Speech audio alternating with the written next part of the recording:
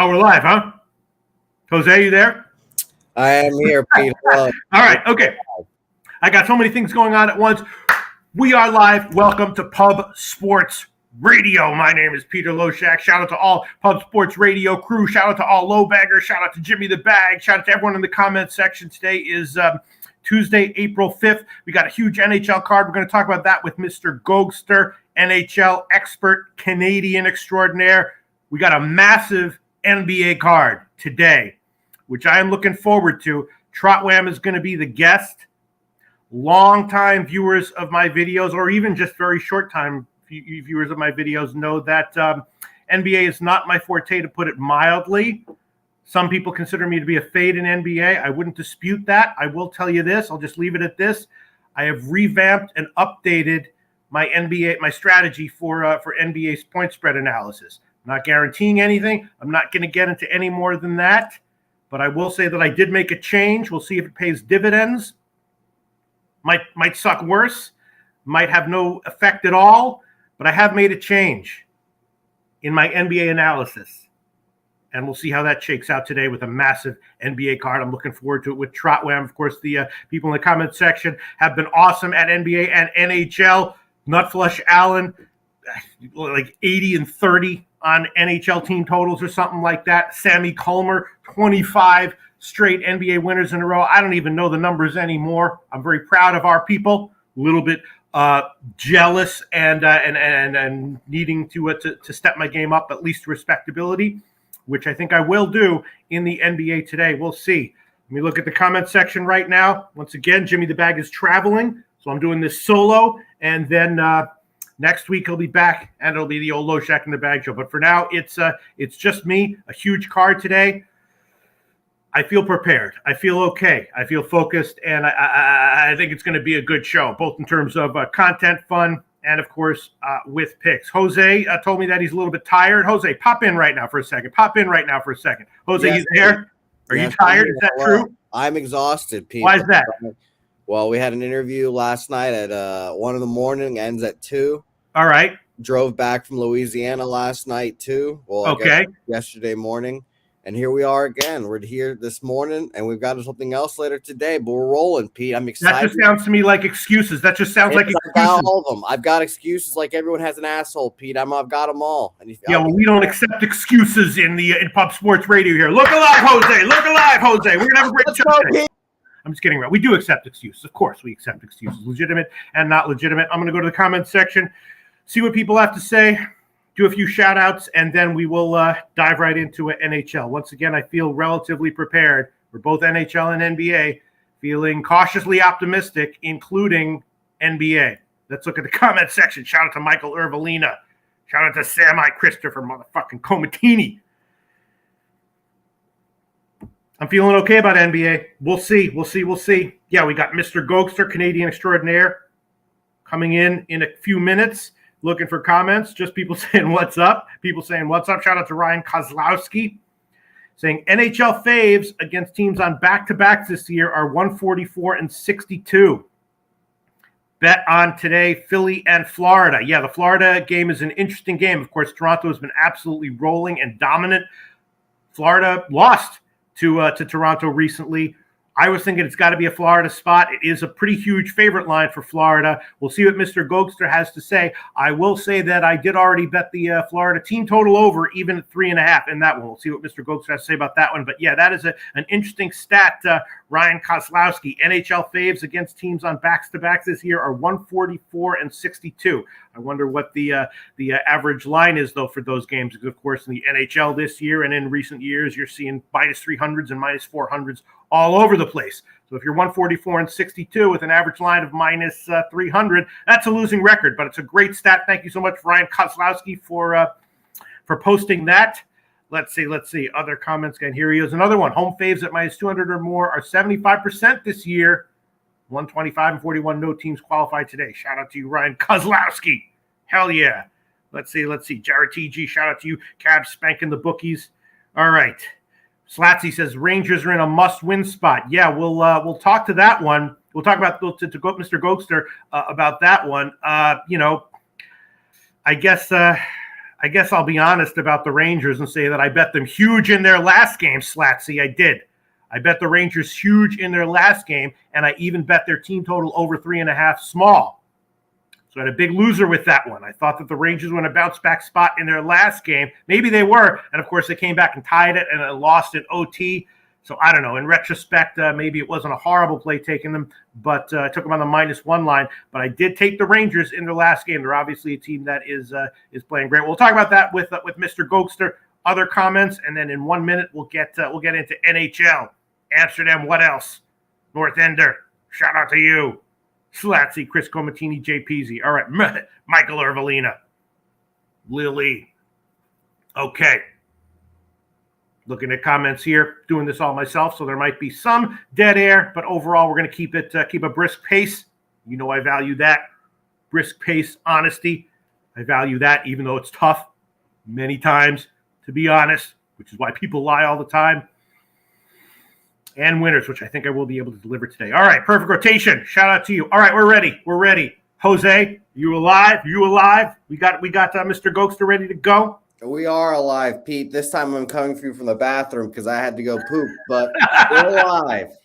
All right.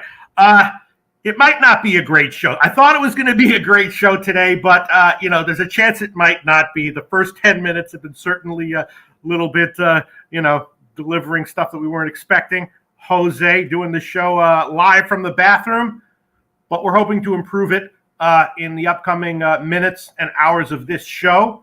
I think that that probably will be the last time that Jose will be, doing the show from the bathroom in the next 2 hours. So that's one positive that we can take from it right there. I guess we're going to have to wait for Jose to return from the bathroom for him to be able to bring in Mr. Gogster. Is that correct, Jose? No, Gogster's ready right now. I'm not going to wash my hands either, Northanger, just because you mentioned that. But Mr. Gogster's ready right here for us. And now the show's gotten even a little bit worse from what we were doing about 30 seconds ago, but it's going to be better very quickly, very soon. We're going to have a great show. Let's send in Mr. Gogster. Let's dive into this NHL part. Oh, God. Jimmy, get back. Hurry. Hurry. Jimmy. We need Jim pretty bad. You know what's going on, Pistol, man? It's been a pleasure to finally get on screen with you, my guy. It's going to be great. We're going to do our best.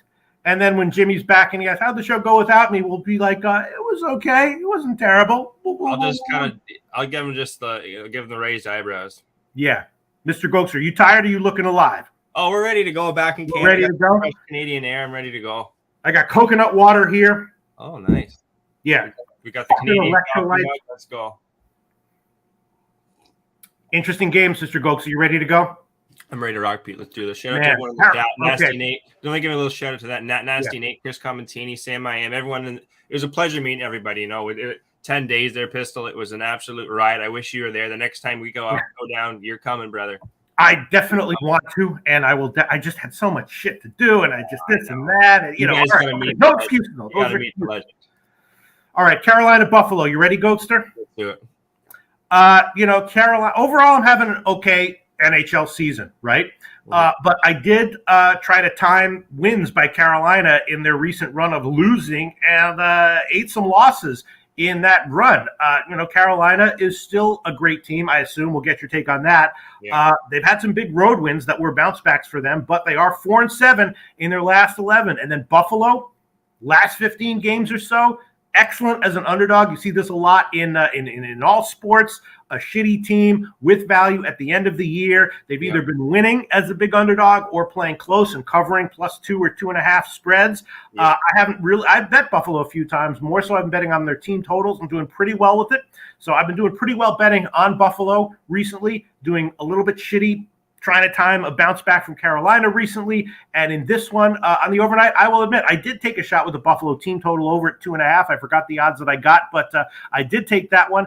Okay. My sense is, once again, this is more likely than not to be a relatively close game. Carolina, playoff team on the road against a team that they outclass. What's your take on Carolina, Mr. Gogster? Are they an elite team, legitimately?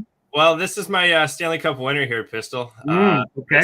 I bet these guys back in November. I thought they're a deep team, solid team, top to bottom. They only got one injury right now, Ethan Bear, defenseman, and Kotkaniemi, sorry, he's out as well. But For the most part, Pete, this team's they're top to bottom really good, and people aren't talking about Anderson, Frederick Anderson. He's up there with Shesterkin for some of the top goalies in the league this year. So Carolina is definitely a bet on team for me now in this spot. You got a Buffalo team. You already see it's actually the battle of the Andersons here, Pistol. Anderson with an E and Anderson with an O at the end of it. So 5-2 though from Anderson for Buffalo, 6-3-1 for it's gonna be tough to say. I guess I should say Frederick for Carolina. I got some stats here. 7 of the last 7, though. 6 or more goals have been scored in these games, Pistol. And another one here, Carolina, guys. They've won 11 of the last 11 against Buffalo there, Pete. So Carolina have had this team's number. But the team total, it's interesting. One thing I was looking at special teams since the month of January, Pete. Carolina's 5th in their penalty kill. They're 82%, which that's not the greatest this year to be 5th placed. I only have 82%, but still, they got a good penalty kill. Buffalo, they have the 31st, one of the worst penalty kills in the league, too. So I do think Carolina's going to get her done there, buddy. Question's going to be maybe a late couple goals from Buffalo, but they're 4 up right now, Carolina on the Rangers from first place. I do think they get it done. The total doesn't jump out to me, but sorry, Pete, if I'm running away with this, but no, go ahead. It's going to be a money line parlay piece here with the Carolina Hurricanes. I think they get her done here. 11 in a row. That kind of really stands out to me. Buffalo has been a team that's been a nail in a lot of people's back here, but I don't know if that's even a thing. I don't know if I just made that up. But, they're just it's a tough game, Pete. But I really do think Carolina is going to get her done here. Money line piece. I don't mind the team total. It doesn't jump out on the screen. What do you got to say about this one, buddy? I'm looking at this, obviously on paper, it looks like another game where Buffalo is clearly undervalued. Carolina may be a little bit overvalued and not necessarily taking a shot with the Buffalo on the huge money line, but maybe if you're nasty like that, take them at like +2.5 at a favorite line or take the team total over. Why? If Carolina is so freaking great, why are they 4-11? They're 4-7 their last 11. No, that's a good, very, very good point. Yeah. 4-3-3. So they've had a couple overtime. They've got some points out of those, but 5-2-3 from Buffalo as well. Buffalo's definitely been playing the better of the two. I just think Carolina's going to get her done here, Pete.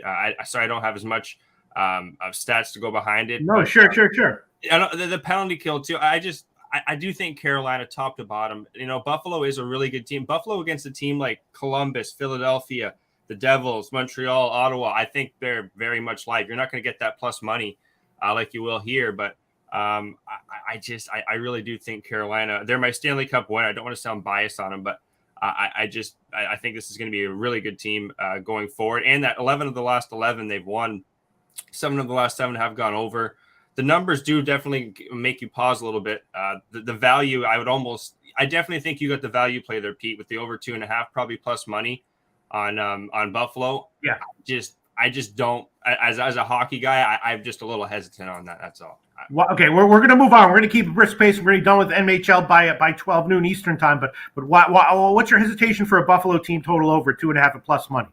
Defensively, this team, they don't have Ethan Bear, but they still defensively, this team's they're big. They're kind of like the Rangers. Between these two teams, defensively and goaltending, I think they're probably the top 2 teams in the East defensively. So anytime I have the Rangers or Carolina going with a team total over, now Buffalo is solid. Defensively, I really like those 2 teams. Boston's in that category as well, but Carolina. Also, some of these playoff teams too, Pete, when they start, they're not going to be winning these games 5-4, 6-3 going forward as the playoffs start, because we only got 12, 13 games before the playoffs hit. So these teams are going to, I don't see more goals happening from these really good playoff teams. I think they're going to have to start cracking down. They're not going to be winning 6-3. It's not going to fold over. And if they are winning games 6-3, 5-4 leading into the playoffs, I don't like that team. But this is a question then about how hockey goes, and this will be applicable to many games today and in upcoming days. Holding teams down takes effort, right? So if you're a playoff team, a massive favorite on the road going up against a team like Buffalo, it takes more effort to win 3-1 than to win 6-3, right? Or no? Not really. That's a good point. It depends on the style of the team. Like the Toronto Maple Leafs, if they're winning a 3-1 game, then yeah, they're really grinding. But they're 6-3 kind of team. Carolina here, I would just expect them with their goaltending too. And Frederik Andersen, you don't have a sieve or a weak goalie here. You have a top 5 goalie in Andersen as well for Carolina. So I expect like a 3-1. 3-2. The plus 1.5 on Buffalo, I don't mind. Maybe +2. I expect this game to be an under. That's where I would be leaning. Really? Yeah, I would. The under 6.5 is -120 right now at Will Hill. I don't want to spend too much time on this friggin' game, but at Pinnacle it's -133. So you really like the under here, huh? I would. I would. And also the way Anderson's been playing, they're playing well, 5-2-1, but looking at his save percentage, .903, 2.82. That's not bad compared to 9.25 from Andersen for Carolina, 2.25 goals against. He's got a really good goals against on the road too. That's January, Pete. So I like Carolina in a money line piece. I really think they get her done. It could go into overtime. You never know. 2-2 go to overtime kind of game. That's why I'm not going to fuck with the puck line, but I do like Carolina. All right, I was about to give either maybe Buffalo plus. I don't want to talk you off it. I've been cold, guys. I've been cold. Y'all know if you follow me on Twitter, Ego47 _. I'm a little bit cold of late, so. But that's my insight on this game, guys. I'll take that.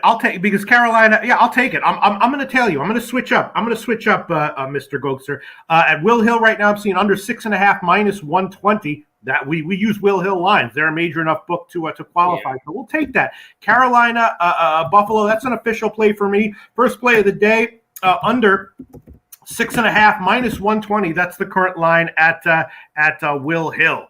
And where is he? Where is he? One of the where is he? Leonard Porsche Jr.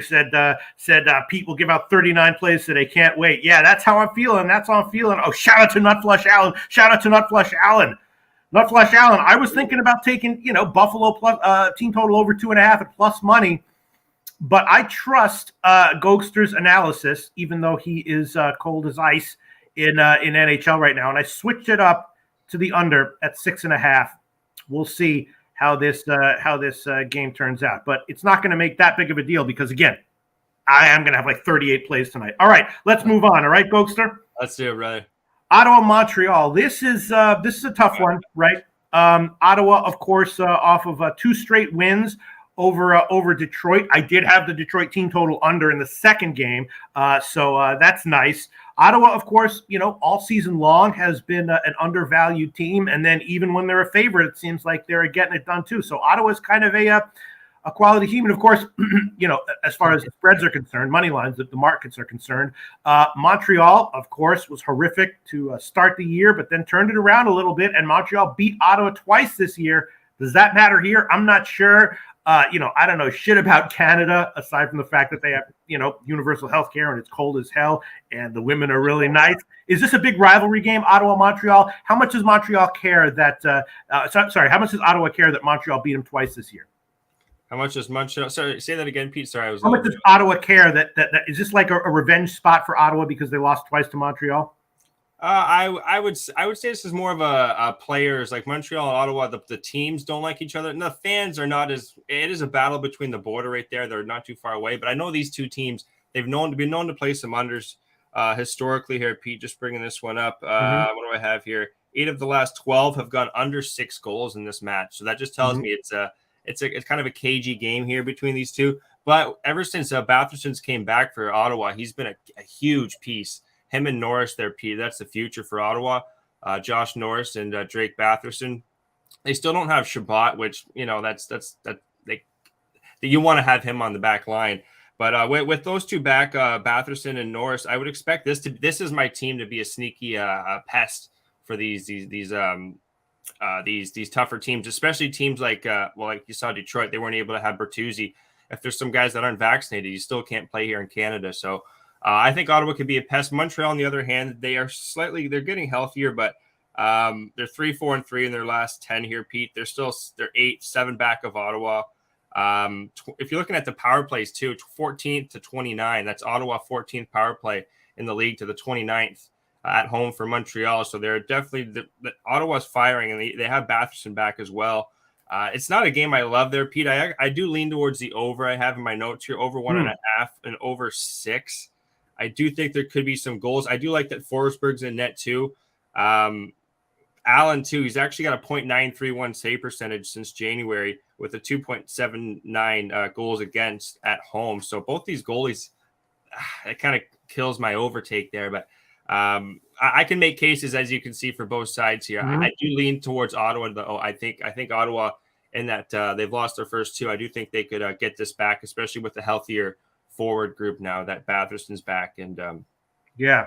I was thinking about an under just because it's like a bit when Forsberg starts, I'm thinking about, unders or Ottawa. And then, when Murray starts, maybe it's thinking about overs. But, Forsberg is, he's great, right? How good is he? He's their guy. Like Murray's, the guy's too banged up. So Forsberg's going to be their guy. Now they're testing out. We saw Sogard. We've seen Gustafsson, and there might be another. I think those are the two. Those are the 2 backups. So it's tough to say because the team definitely plays really well. This whole Ottawa team pretty much played with Gustafsson, so they know him really well. But Forsberg's their guy. He's their veteran guy, 16-14 this year, with a .92 save percentage almost, which is really good considering the defense for Ottawa is not the greatest either. So I would be, they've won their last 2 games here. I would be leaning towards Ottawa. I don't know if I want to get cute here, Pete, and take a first period Ottawa here, but I would lean towards the Sens, and you're taking them at a slight favorite. It's not a game I like. Well, North Ender says Allen is the truth. Slatsy says both Allen and Forsberg have been great. Lean to the under. That's what I was thinking before we. I read those numbers there too. What did it? It was a .932 save percentage and a .931 home and away splits for both goalies since January. So they've been damn good. And this has gone 8 of the last 12 to the under 6 goals. So more I talk about it, it probably the under could very well be the play, but I'm not going to bet this one. North Ender says Jake Allen saves prop is cash for me 5 in a row. Mike M. Habs team total over 2.5 in cashing under St. Louis as head coach. Are the Habs playing a strong offensive game right now, Gogster? Do you just not want to take unders in general with Habs games right now? Haven't caught a lot of Habs games, to be honest. I know our guys in the chat probably caught, especially Slatsy and company, have caught more. But I would say, Caulfield, they've been a little more – I'd say overs. They lost their key defenseman as well to Florida there. Sherratt. Cole Caulfield, a guy who played unbelievable in the playoffs last year. He's really been rejuvenated since Martin St. Louis has been their head coach. So I would say that's why I would almost the goals kind of scare me too in this game, Pete. Okay. Are you still following NHL? Because you're like, I haven't been doing too well in NHL. I'm asking about the Habs. You're like, I don't really know what's going on with them. I'm not really following them too much. We do got a lot going on. It is Masters Week right now, Pistol. It is Masters Week, so I got more notes in my book than anything. But I kind of the total could go either way, Pete. I really think it could go either way. And I do lean towards Ottawa, but you're not getting a nice number here. You're getting minus 115. So.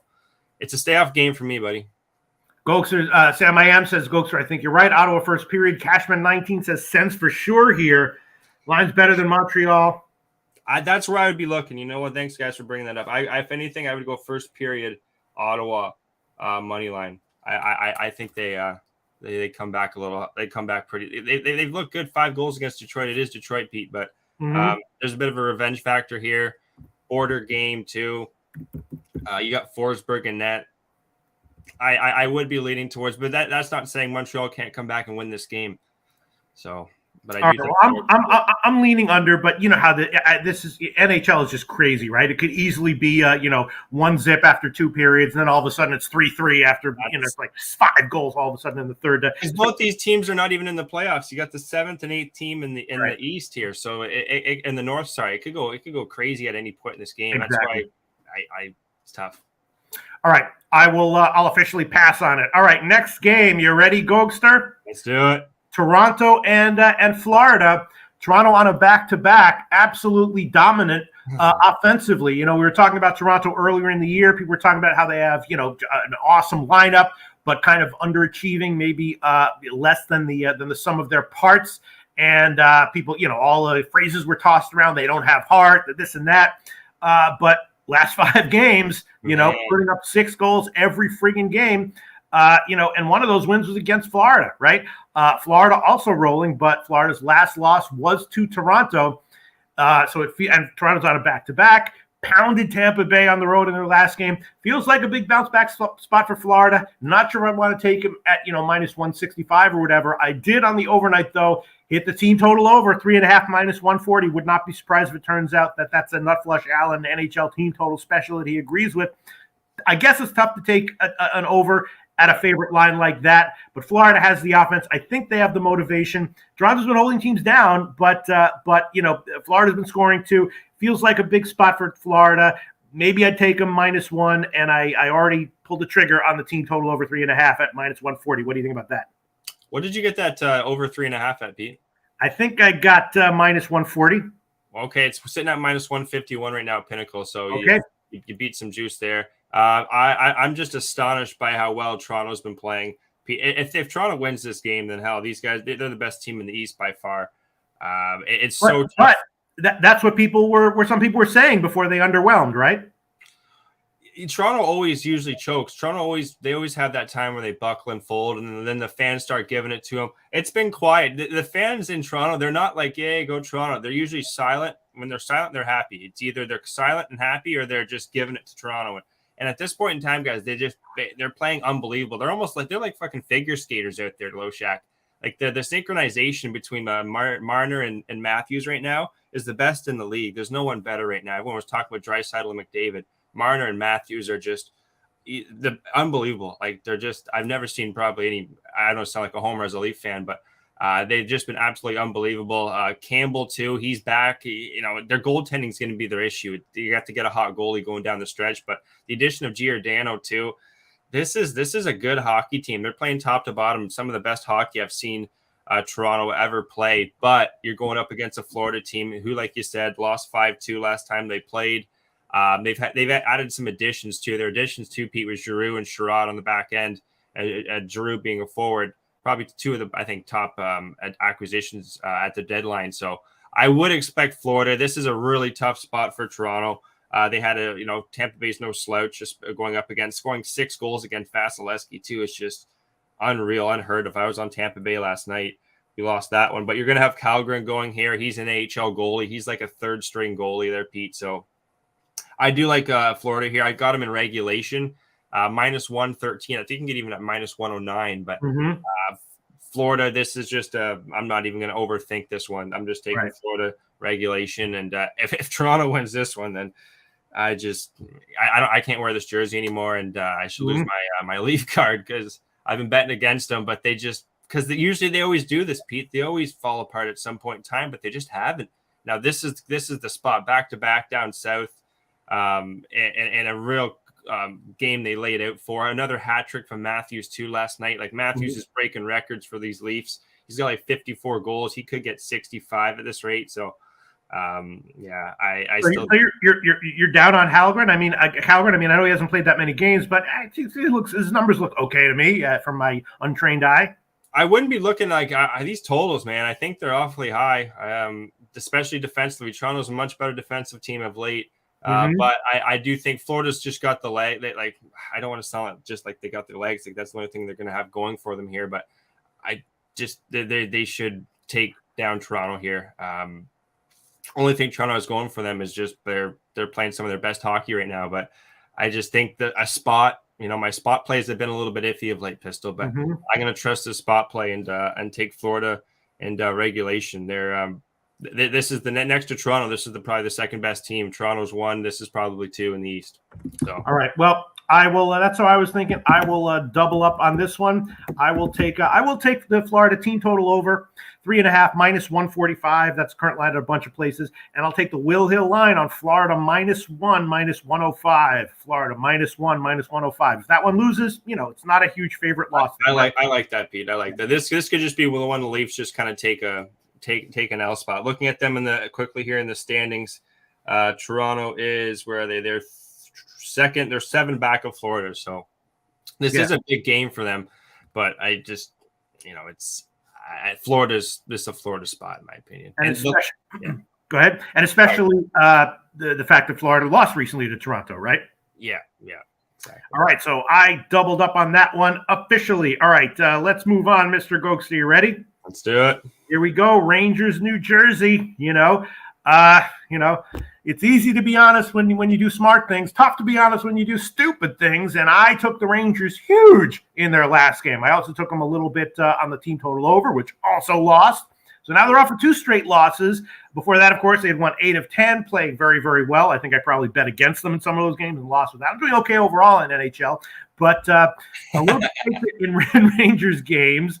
And then New Jersey, though, 2 straight home losses, but they were close. Before that, they were winning at home.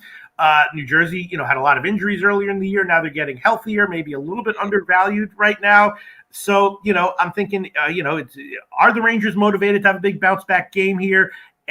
Or is there something fundamental to their slumping right now? And is New Jersey going to come back and hit them in the mouth? They played a couple weeks ago at New Jersey. New Jersey won 7-4.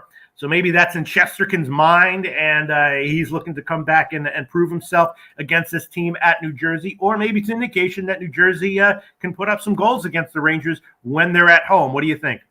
Yeah, it's Shesterkin there, Pete. He's my probably top goalie, I think, in the whole NHL. With that being really, said, oh yeah, this guy's money in the bank. He's not even the biggest a goalie. It's all goalie's all about positioning. I don't want to lose viewers here, but it's just his positioning is just so damn good. It's like Vasilevsky, but a goalie that's just on a prowl. He just wants to be the best, and you can see it in his eyes.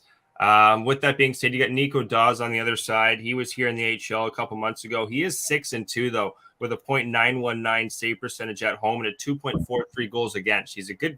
His home road splits are a real thing. I lean towards another under here, even though 9 of the last 13 the Rangers have won, and the Rangers have had 9 of their last 9 over 3 goals scored against the New Jersey Devils. So they've definitely been able to touch this Devils team in the past, and you've got a backup goalie and Dawes going, but he's been doing well. Coming off 2 losses, 2 from the Rangers. I was on them too there, Pete, against Philadelphia. I couldn't believe that. I took them live too, and that shootout just that was the first shootout when I think they were 0-16. Philadelphia were going into that shootout. So, but anyway, this game here, guys, New York Rangers and the Devils. I'm going to be adding the New York Rangers to the parlay piece I brought up earlier with Carolina. This is my parlay piece. Carolina, New York Rangers. I'm surprised the line's only 150, to be honest. The team that's lost back-to-back. Have won 9 of the last 12 or 9 of the last 13 since 2020. These are teams that have played a lot of hockey against each other. They know each other very well. And the Devils have scored 9 of the last 9 over 3 goals. So even a Rangers team total over, I don't mind. Even though Dougie Hamilton, he is one of the best defensemen on the Devils. This guy's unbelievable, Pete. I was watching the Devils game, and even if you need a goal, he was on Carolina. Like he's just a really good all-around defenseman. So with him back, he could definitely change a game for the Devils. But I think the Rangers are still too strong, even though they have a couple guys. Just bring up their injury report quickly. Sammy Baisi's been out, Kako and Strome. So there's one there. If we can get Ryan Strome in, that'd be nice. With that being said, I still think Shesterkin, he could steal this game on the road. I don't see them losing 3 in a row, especially a team they seem to have their number against. I'm surprised the number is only 150. Yeah. Well, there you go. Not Flush Allen says Devils looked disinterested as of late. That weighs very heavily on me. And then people are talking about Hughes being out. I actually wasn't aware of that. Hughes being out obviously is huge for the Devils. Slatsy tells us that. North Ender tells us that. Ryan Kozlowski tells us that. Thank you very much. All low baggers. He took a shot there in the shoulder their last game there, so it doesn't look like he's going to be in. I was just looking at their beat writers, and it doesn't look like he's going to be in. So there's another big piece out there for the Devils. So I do think I like my money line parlay here. Carolina, New York Rangers here. I got that at, I believe, what did I get that at, Pete? Plus 131, brother, on the overnight. Plus 131. Unreal. Yes. Is Nichols says, Nut Flush, my man, how you feeling today? Everyone's like, how is the Oracle doing? Is he okay? We got to make sure his health and his mood is paramount. Shout out to you, Nut Flush Allen, for everything you've done. Shout out to Ick Schnizzle, too. This guy, met him there down in San Antonio, Pete. This guy's an absolute He's a legend there. Went out golfing and just a real stand-up lad there. Shout out to you, Vic. All right. Fucking next year, if the world still exists, I'll be there. Oh, damn right. Hell yeah, definitely. It just crept off me. All right.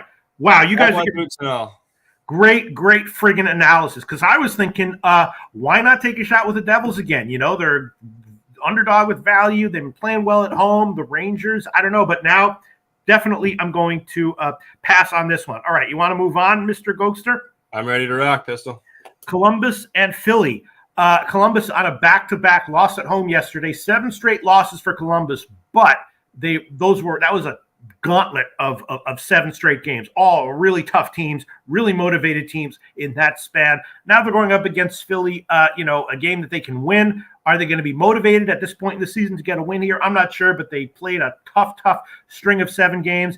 And one thing I've definitely noticed this year is that, in NHL, back-to-back maybe doesn't matter quite as much as some people, including myself, primarily myself, used to think it does. A motivated team can easily come in and get a dominant win on a back-to-back. This might be a spot for Columbus, even though, it doesn't really matter. Playoffs, they're out of the playoffs.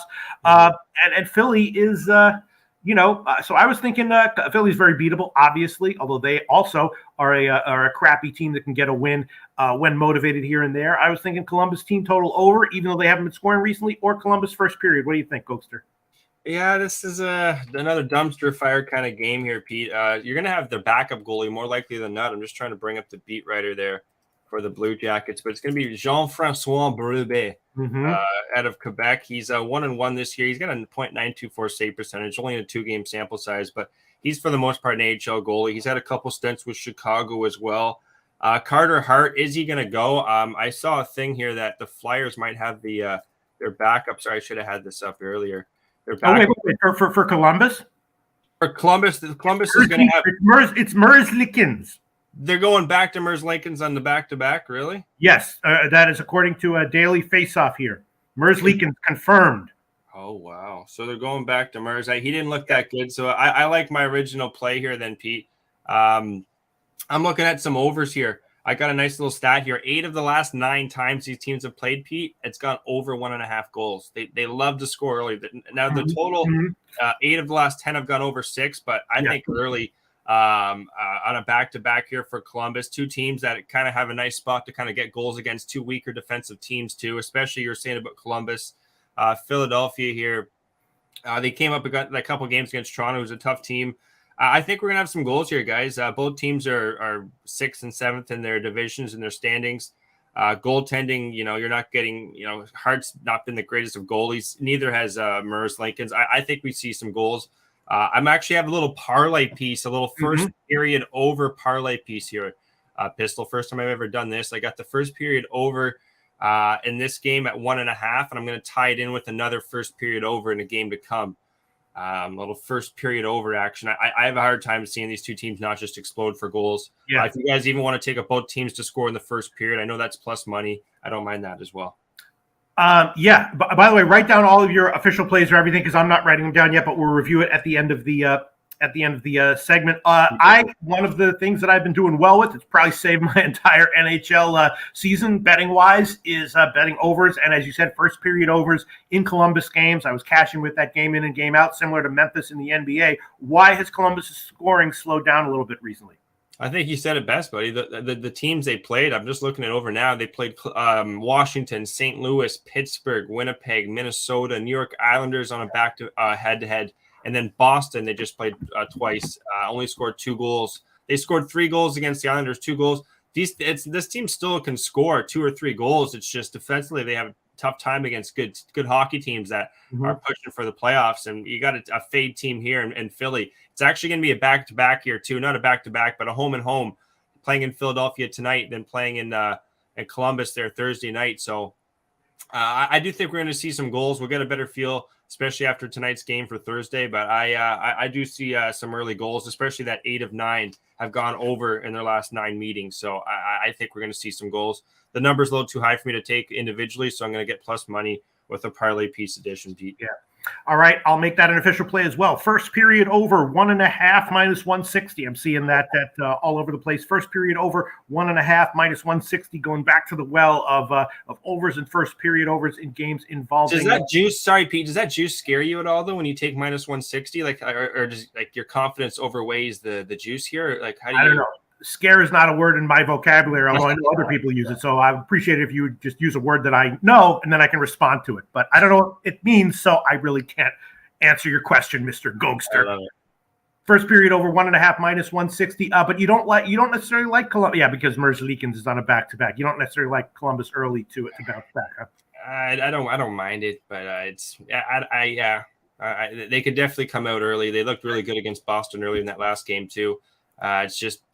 It's not a game that screams over, and I've been a little bit cold at the on the well there lately too. So and North Ender says minus 155 at Bet365, Pete. So that's the official play. Shout out to you, North Ender. All right, let's move on, Mr. Gogster. Huh? You ready?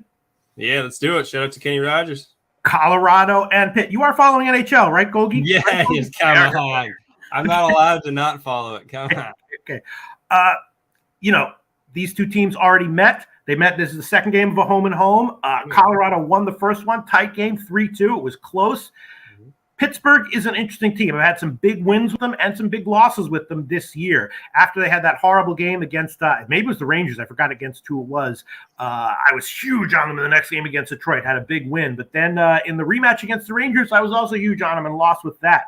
Pittsburgh is clearly a quality team, an excellent team. I'm not exactly sure how much of an excellent quality team they are. And Colorado is arguably, I guess you would say, just yes or no, the best team in the NHL or not, Gogi? Just yes or no? Yes, when they're healthy. Okay. But even recently, they've just been winning. They're winning 8 out of their last 10. So Pittsburgh has not really been winning, even though they had that huge win against Detroit. Seems like the kind of team that maybe gets like massive 7-goal wins against, subpar teams when they're motivated. But when going up against tough, rugged, elite teams in the NHL, maybe they don't quite have what it takes. They're not necessarily, they're more of a finesse team. They make some flashy shots that look great on camera, but maybe they're not a good bet against the elite teams in the NHL. This is a bounce back spot for Pitt. It's a slow team. It's an old, slower team. They did add Raquel from Anaheim, looking at their lineup here, but you got Sidney Crosby, Malkin, Carter, Boyle. You got some other younger pieces, but for the most part, they're an older team. I like their goalie here, Pete. With that being said, Colorado, I said when they're healthy, Pete, just because they don't have Kadri and they don't have Landeskog till early May. So that's going to be a bit of a hit to this team, which, without those two guys in the lineup, I don't think they're going to be there. Those are two playoff warriors you're going to want for Colorado. So I do think that's some players that are key pieces. This game here, it's not one that jumped off the page here, Pete. What I have written down, though, I have over 6. I would be leaning towards the over, even though Kemper's been money in the bank. He's got a .94 save percentage. That tells me that those are just really good numbers. Read that there, Pete. He's 9-3 since the month of January on the road. They're 13 up on Minnesota. They're first place by a mile. Motivation could be a question mark.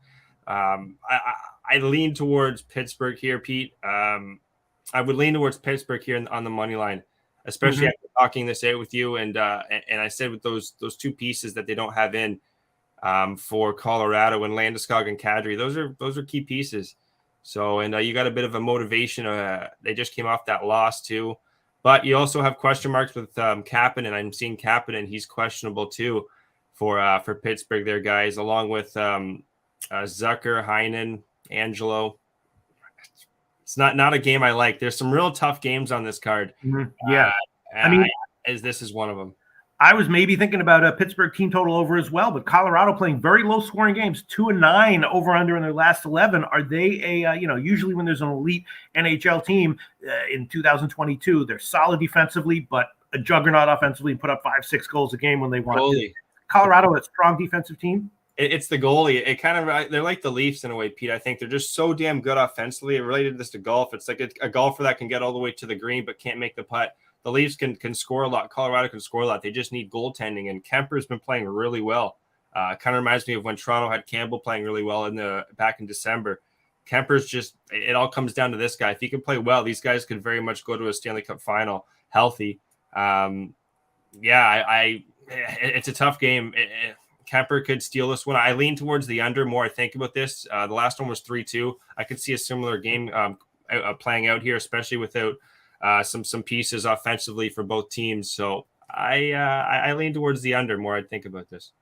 I guess I'm just, my instinct would be to take Pittsburgh here, but in their last game, which was a big revenge game against the Rangers, which is arguably in their heads and souls more of a revenge spot, they lost, and I was big on them in that one. So maybe they're not a team that is that capable of getting revenge wins against elite NHL teams.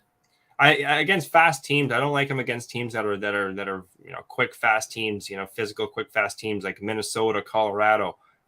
These guys, they got it. I don't like them coming back either, Pittsburgh. So, they had those 11 goals against Detroit, but you said it. They beat up against the weak and seem to kind of struggle against the tough teams. So that's why I do like the under here. I have more to talk about it. All right. For now, I will pass. Let's move on. All right, Gogi? Let's do it, brother. Okay, next one, Boston, Detroit. Boston on a back-to-back, beat Columbus last night. Obviously awesome, right? So here they are, on a back-to-back, looking at the playoffs as a massive, or not massive, huge road favorite against a team. Huge. I'm sorry? Huge. Huge what? No, Donald Trump, right? Huge. Oh, okay.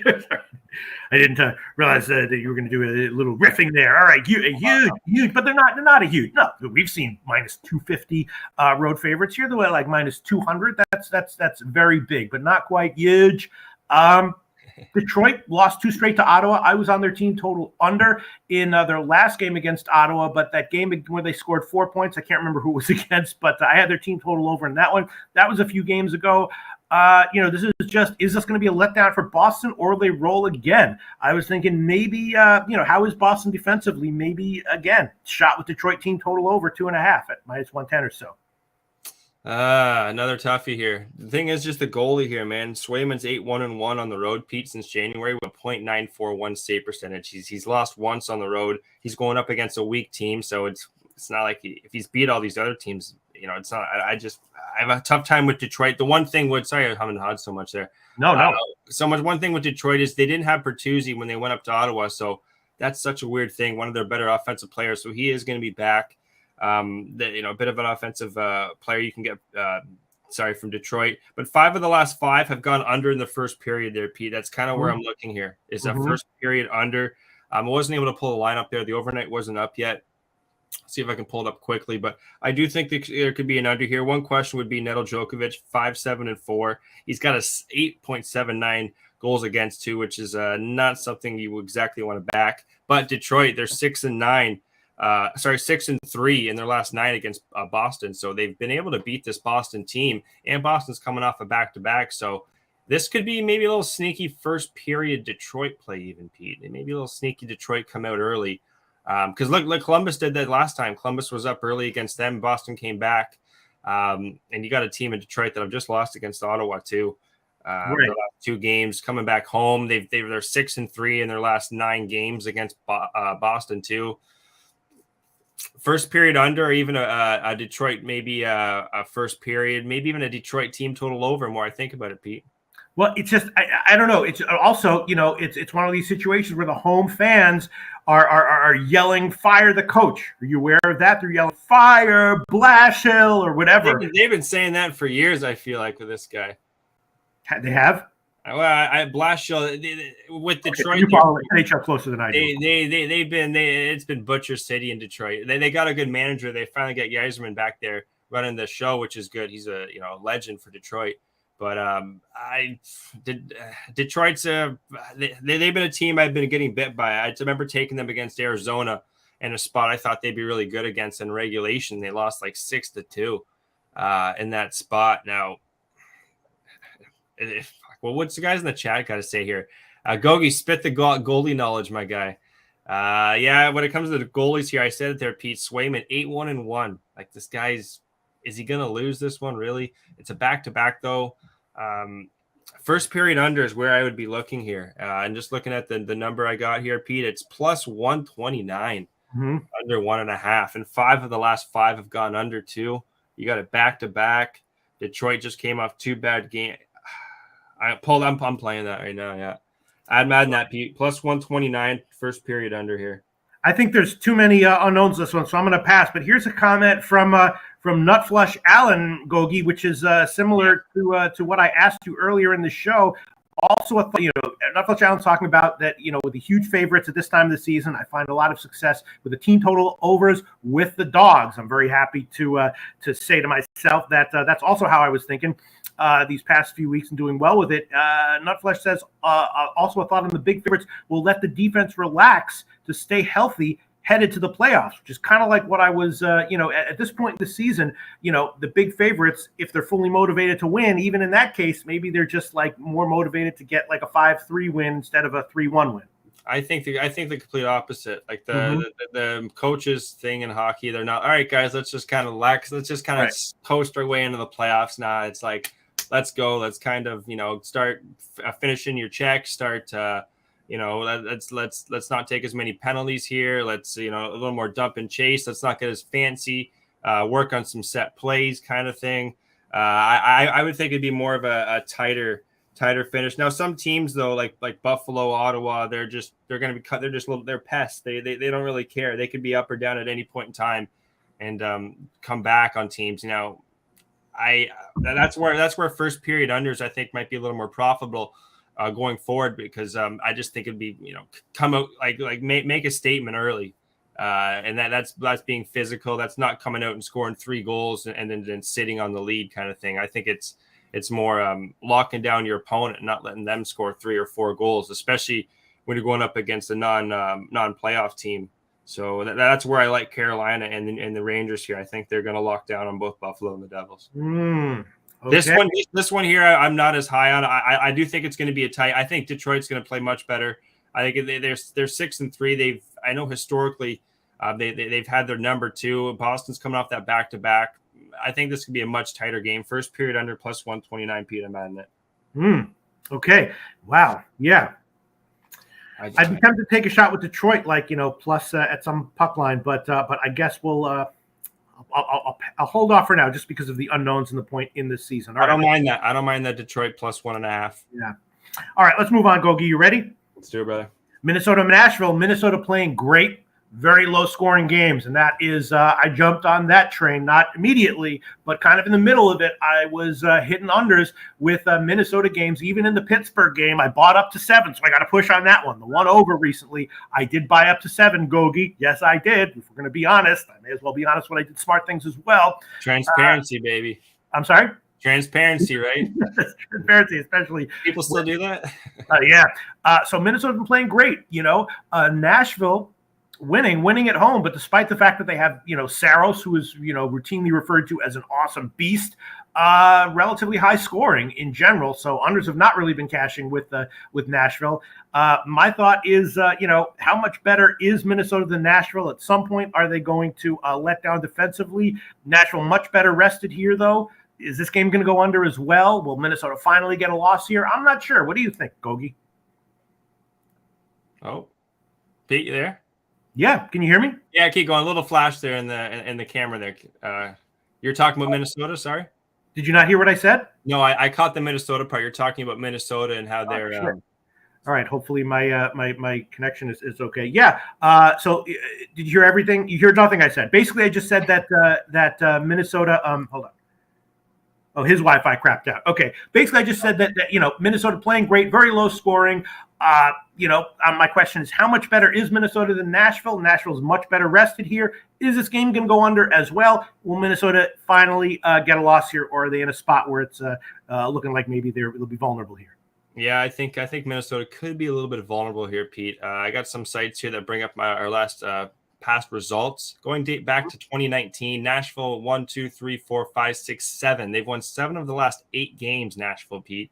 1, 2, 3, 4 of those going over, and 3 of those going under. So Nashville have had this team's number, and I know just from the schedule spot, that's what I was trying to bring up there. The Predators, they haven't played, I believe, Pete, since sorry, a little laggy here. Sorry, dead air, guys. Since Friday the 1st. Now today's Tuesday. They haven't played in a bit. They're coming off that loss against Buffalo. Looking at their numbers here, though, guys, Saros 12-5. You're gonna have Fleury going as well, 7-3-1. 5 of the last 6 versus Nashville. Minnesota have gotten under 3 goals, so Minnesota have struggled too scoring against this team, Pete. It's not a game I have a lot of action on. Looking at the penalty kill, 72% penalty kill for Minnesota on the road, Pete. That's 25th in the league. There's a bit of that might be a bit of a problem there. Now Minnesota's just been playing really good hockey. They're a tough team for me to fade. I don't got a lot on this game, brother. What do you think? Nothing stands out. Nothing stands out. I know I'm your hockey guy, but nothing stands out in this one. I was thinking that, maybe taking another shot with an under, with the first period under. I did actually bet both of those small, but I bet them on the overnight lines. Didn't have the balls to pull the trigger on a fade of Minnesota, but that's how I was thinking.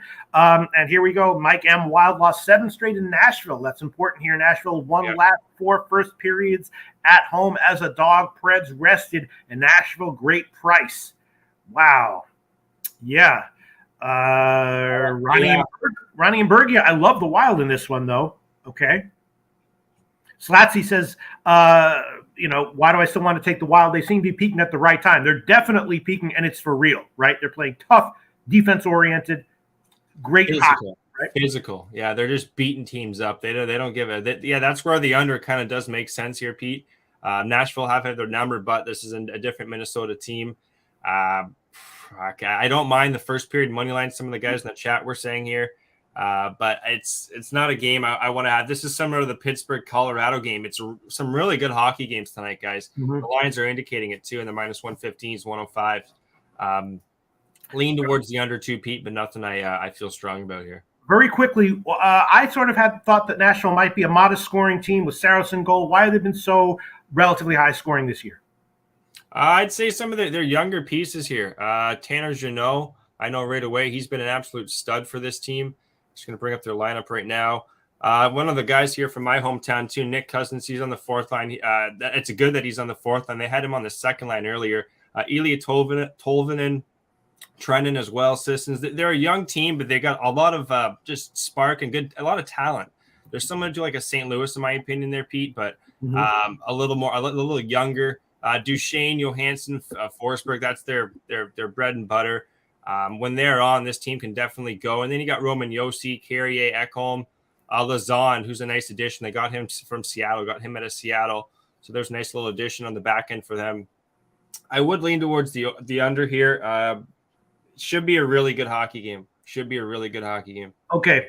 I will start off. I will take a shot with the first period under 1.5 plus 117. That's the current line of Pinnacle. First period under 1.5 plus 117. And thinking about taking like a 6.5 at -131. Is this the kind of game where we might see like an explosion of goals at any given moment, and all of a sudden you had an under that was looking okay, and all of a sudden it's 4-3? It's tough because these games have gone over so much. Like compared to the last few seasons I've been capping hockey, they've been really heavy overs. But you just know, like we've been talking about it, guys, closer to the playoffs, and you got only 12 games left. I'm going to expect a lot tighter of a hockey game, and you got really good matchup here in Minnesota, Nashville. So 6.5 does feel a little bit high. We'd usually be seeing 5.5, 6 come playoff. If this was a playoff game, you'd see 5.5, 6. All right. For sure. I'll just go with the first period under 1.5 plus 117. All right, let's move on. You ready? Let's do it. 2 more. Isles, Dallas. Isles clearly rolling, playing with a chip on their shoulder, just pissed off every game, trying to prove that they're, an elite team. They're not actually technically, mathematically out of the playoffs, I don't believe, but they're almost certainly not going to make it. So they're just winning game in and game out. Dallas needs wins, mostly getting them, but they're awful lost, and they're kind of – Dallas a team that, I don't know, I feel like in general this year when they've been in situations where they need a win for playoff positioning for some reason like that, they sometimes get it, but sometimes, more often than I would feel comfortable with, let you down. And it just feels like the Isles, no matter what, even when they're eliminated from the playoffs, they're just going to be playing 100% full on to the end of the season to prove to them and to everyone else what kind of team they are. So, I don't know. I was thinking maybe Isles team total over, maybe Isles first period, maybe Isles first period goal. What's your take on this situation and Dallas? Yeah, well, you know what? The Islanders coach there, Pete, Barry Trotz, he's not going to let this team play late. Like, this is one of the hard-ass coaches in the league. I know Jimmy's been preaching it in the past. It sucks the injuries this team had. They had a tough start to their season, too, 11 games on the road because of their new building. It just hasn't been a season that jumped off to the right foot. They've been always trying to be playing catch-up, this team. And they've been a real thorn in a lot of teams back there.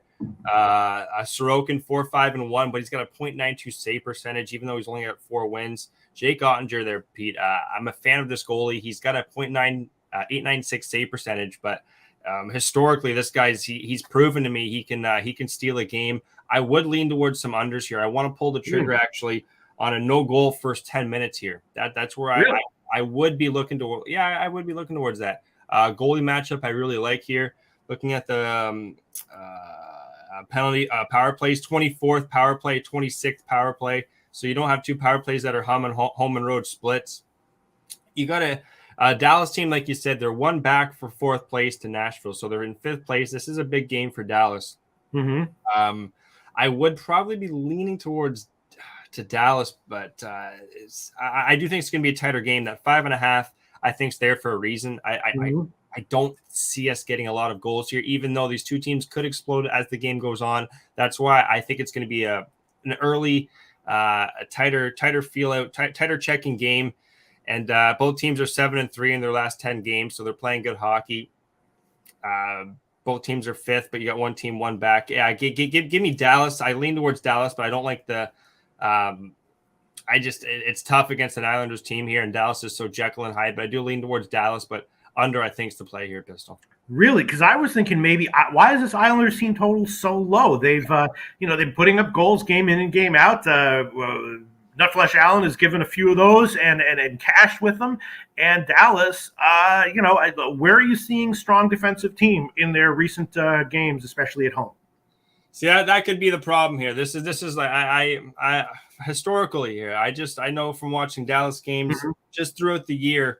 Especially, not so much on the road. I don't want to take this team unders on the road, but at home in a game that is very important for them. When I just feel like important games closer to the playoffs, this is when you get tighter. This is when you see more unders, especially early. Certain, the Devils game. There's certain teams, Devils. I don't want to go on too much that are higher scoring teams, but the Islanders and Dallas here, it's. I just see there being no goals early here, Pete. For first 10 minutes now, as the game goes on, I keep saying this. I think it could maybe open up a little bit, but I like the goalie matchup here, even though Ottinger's got a sub 900 save percentage. Kind of going on my gut feel here with the with this one here. As always, the real great opinions are in the comments section. Nutflush Allen says Dallas continues to do this. They come out, put up 4 goals, and then play teams like Kraken and STB. This would be a good spot for Dallas to smash. Mike M. don't like the matchup. Feels like an under spot. Dallas overs are money for a good stretch, but agree with this under. Damn. Okay. Yeah. I was leaning maybe. Isles early, first period, or Isles team total over, but I'm going to hold off. All right, last game. It's a real important game. Sorry, Quinn. It's a real important game for Dallas here. It's sure. And the Islanders, they're a defensive hockey team, I think, with Trotz, even though they have been scoring. Big physical team. I think this is going to be a feel-out game early. Give me the no-goal first 10. Okay. And then, so write that down. You're writing down all your official plays, right? I got it. I just circled it. Okay, last game on the docket, Edmonton and San Jose. Of course, Edmonton absolutely rolling. I have, again, why not be honest about the things I've done well? I've been on a bunch of Edmonton overs recently and cashed with their high-scoring games recently. This one, I actually did take a shot with the over only because I got a good off-market line at the time. But if Reimer's in for San Jose, not sure I'm loving it. At some point, the Edmonton, 6-goal game train will at least will slow down a little bit, right? Or is Edmonton just a good bet to get 4 more goals every game to the end of the season? What do you think, Gogi? I don't see why not, really, Pistol. Reimer's a quality goalie, right? Well, I was gonna say, if they don't go with Reimer, who else do they got? They got they brought in Kakin in there from Minnesota. They don't got anything in the farm system either. Sawchenko and Melnichuk. So Reimer's their only guy they got. Now, Edmonton's a healthy team. When this team's healthy, they did this early on in November. They can score with the best of them. Now, I'm not a big fan of Smith or their other goalie on the other end because Koskinen is questionable. I'm seeing there. with an illness, so he could be seeing Mike Smith, and he's not a goalie I like backing there. He's 2-4-1 on the road since January, but 6 of the last 8 games here, Pete, have gone over 6. I think we're going to see some goals. That parlay piece, guys, I was talking about between first period over and Columbus, Philadelphia, I'm going to add this one as well. First period over, Edmonton, San Jose. Wow. So you're going to have Columbus, Philly, first period over, Edmonton, San Jose, first period over. You get that at a nice plus 164. Historically, looking at the stats too, 5 of the last 3, Edmonton have won, but 6 of the last 8 have gone over. Mike Smith, and you got a team in Edmonton that's playing really good hockey. They could use the wins. They're in 3rd place too, Pete. They're only 1 back of the LA Kings. So that was a big win from Calgary, their fellow Alberta opponent, winning against LA last night 3-2 for LA not to get that point. So this is a big game for Edmonton. With that being said, I do think San Jose can score on Smith first period over. All right, I hope you're right. CT Blaze 28 says Islanders win tonight. Nate Dog 420 says continue with the Leafs. Toronto money line over full game. Nasty Nate, shout out to you, Nasty Nate. I'm gonna, again, I did hit the overnight over because I got a good off-market line, but for official play, I'm gonna hold off for now. All right, let's just quickly review everything, and then we'll get into NBA. I thought I was going to have more NHL plays today because there were a lot of plays that I was leaning towards, but they kind of went against what Gogi said and what, much more importantly, what people in the comment section, such as Nutflush Allen said. No, just kidding around, Gogi. I just went for the joke. What are your? Hold on, Pete. What are your leans? I know from historical shows your leans are very hot. I want to write down your leans. Oh no, but these aren't my leans. These are my leans coming into the show. All right, I'll just quickly go over it. I was thinking about Buffalo team total over. I was Ottawa, Montreal. I didn't really have one. Toronto, Florida. I went with my bets there. Yeah, Rangers, New Jersey. I was thinking maybe New Jersey team total over as well, but that obviously is, I think, a bad idea. I think that maybe Pittsburgh team total over was a lean. I was thinking about that. Thinking about Detroit team total over, Minnesota, Nashville under. I gave that. Isles, Dallas. Yeah, I was thinking maybe Isles team total over, and Edmonton, San Jose. Yeah, I mean, I guess I would say that the over is not even necessarily a lean. That's a bet that I made, but I just want to, I don't want to make it official right now. But my official plays are as follows. Carolina, Buffalo, under 6.5, minus 120. Doubling up on Florida. Team total over 3.5 at minus 145 and minus 105. Columbus, Philly, first period over 1.5, minus 155. And Minnesota, Nashville, first period under 1.5 plus 117. That's it for me as far as official plays right now. Gogi, what are your official picks for this show? I like it, Pistol. I love it. So I got 5 plays on this card, guys. The first one I'm with Pistol here I got regulation Florida. I got the Florida Panthers minus 113 on that. I got a money line parlay as well, Carolina and the New York Rangers plus 131. I think both those teams are going to look good, and the historical stats are in our favor. And then we got a funky one here in first period overs, Columbus, Philadelphia. I'm with Pistol on that one. And I'm also taking those Oilers and those Sharks to go over. I think there's going to be some goals in that Shark den tonight. And that's an over first period at plus 164. And I added one more, guys. Detroit, Boston, that sucker's staying under early. First period under 1.5 plus 129. That was the late edition, 5 picks. Okay, wait a minute. What the Sharks game was? What was that pick? The Sharks, Edmonton plus Columbus, Philadelphia, first period overs. Parlay. That was plus 164 parlayed. Yeah, sorry. Okay. And then the 5th one was what? The 5th one was the Boston, Detroit. We're taking the first period under, Pete. That's plus 129. The back-to-back for them. And wow. And Detroit plays these guys well. Nice original 6 matchup here. Man. All right, so I got 4 here. Florida regulation, Carolina Rangers parlay, Columbus, Philly, and Edmonton Sharks parlay, first period over, and Boston, Detroit, first period under. No goal, first 10 minutes. New York Islanders, Dallas. Isles, no goal, first 10. All right, Gogi, this was a hell of a lot of fun, but unfortunately we have a 12-game NBA card coming up, so we don't have any time now to shoot the shit or bask in the glow of how much fun it was, but I loved it, and I'm sure later on the afternoon I'll be sitting there thinking, man, that was a fun as hell time. I hope Gogi has a winning day. I hope I have a winning day. I hope everyone in the comment section has a winning day. Thank you so much, Gogi. Thank you so much, guys, and check out our PGA Master Show coming up here just after the show around 1:32 o'clock. That'll be a full action-packed 1-hour show. So check that out, guys. Pete, thank you so much, brother. I appreciate you as always, and we'll catch you guys later. Hell yeah. All right. Now comes the time. NBA. Jose, you there? You're still awake? You're still awake? You're looking alive? Hello, Peter. I am here. Yes. Hello. Right. Nice to see you. I'm off the toilet, thankfully. Made it. Sight for sore eyes. We got a massive NBA card. Again, I teased it in the beginning of the show. I switched up my approach a little bit. I'm hoping it brings good changes. I'm feeling moderately confident about. How often do you switch up your approach, Pete? Is this a rare thing? Yeah, like once every 8 years is when I do it. And usually that switch up is like, all right, I'm not betting that sport anymore. But yeah, we'll see how it turns out. Thankfully, we got the comment section. Thankfully, we got TROTWAM coming in to talk about all these games. You ready? I think Mr. TROTWAM is ready too. Hell yeah, let's do this. Let's bring in TROTWAM. Hell yeah. Let's get it. Let's go. TROTWAM. Ooh, the NBA. It's a weird time of year, right, TROTWAM? Playoff seeding, right? These teams care about that, right? Or do you think it doesn't matter that much? You think they're just playing their game regardless of what the playoff situation is? Well, last year we seen some teams try to lose to get in certain situations. So, I mean, it's a lot of things going on today. We'll see who plays, see who doesn't play. My recommendation is don't bet too early. You know what I mean? Because you never know what's going on. But I definitely have a lot. We have a lot to talk about. We have a lot to talk about. I'm very, very interested in hearing what you say, man. And I'm very interested in seeing the switch up approach. You said 8 years the last time you switched. Can't really talk too much about it. You know what I'm saying? It's I can't really talk too much about it. I'm just saying I got some numbers. I'm hoping for something different.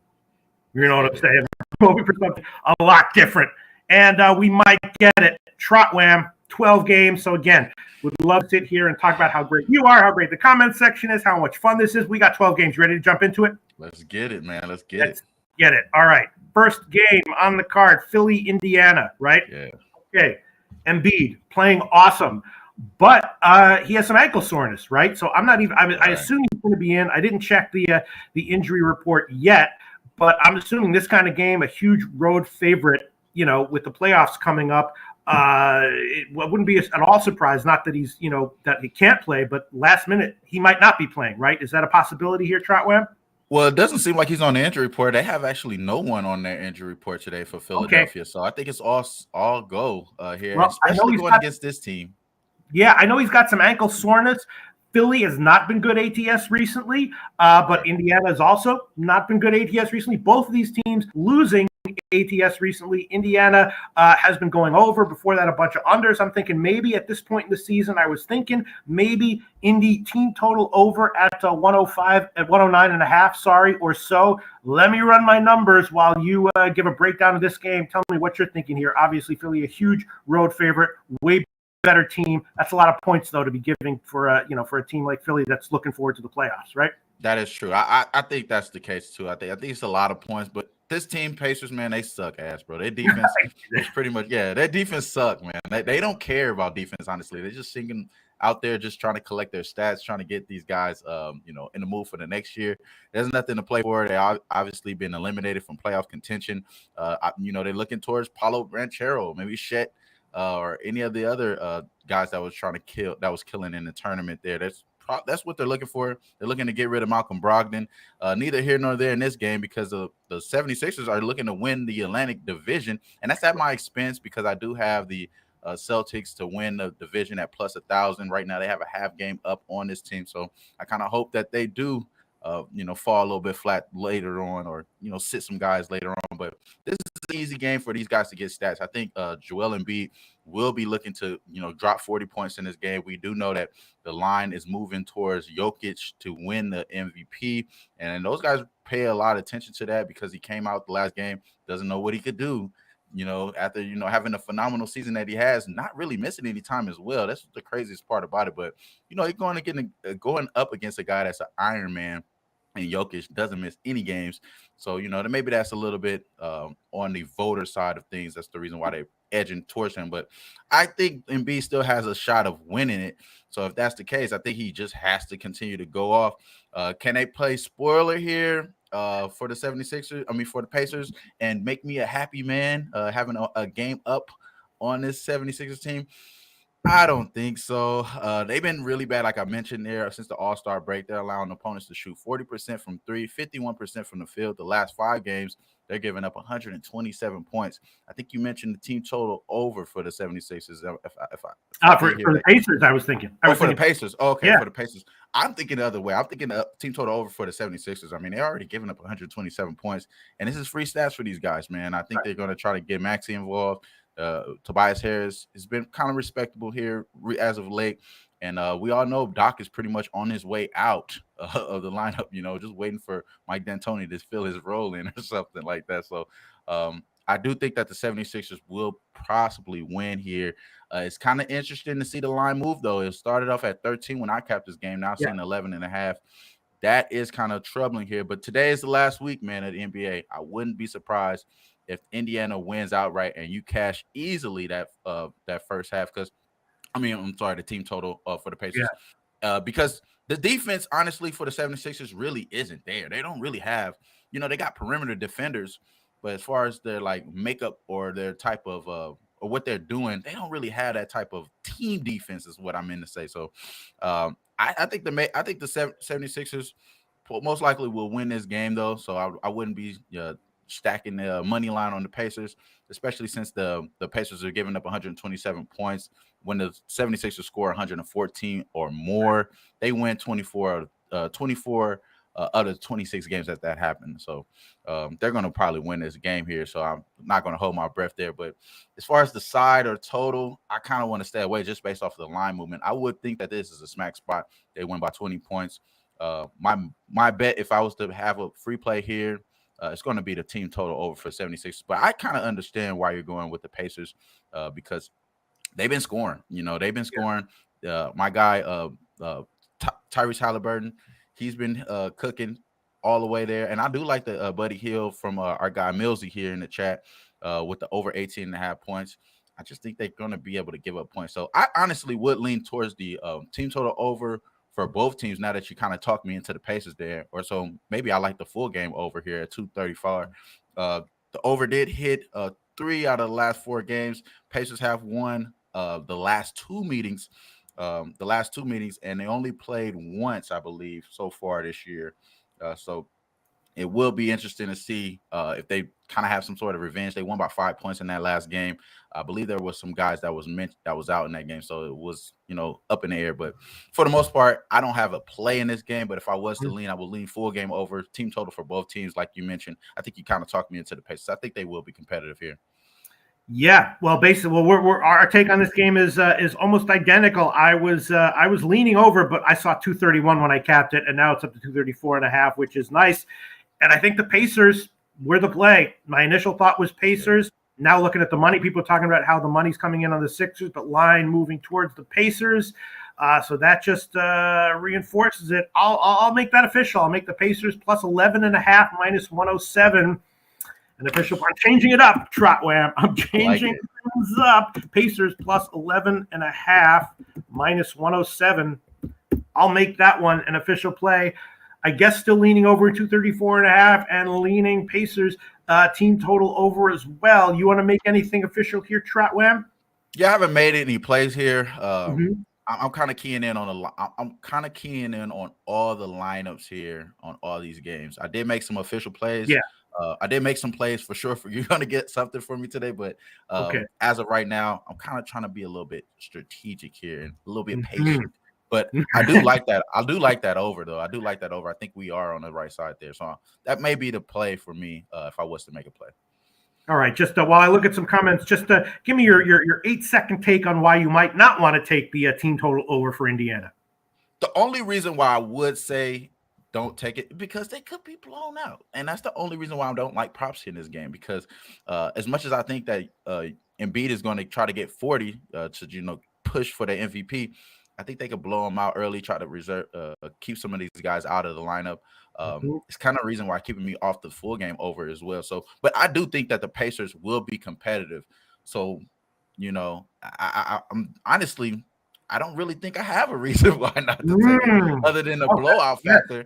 Other than the blowout factor, I think I really don't have a reason not to take it there. So you kind of giving me that young push there. I appreciate you. Listening 85% to your thoughts and only 15% to your conclusions. It's the thought process that is really important. Leonard Porsche Jr., George in Vegas says that continuing to fade the Pacers early and often took the Sixers first quarter -3.5. Wow.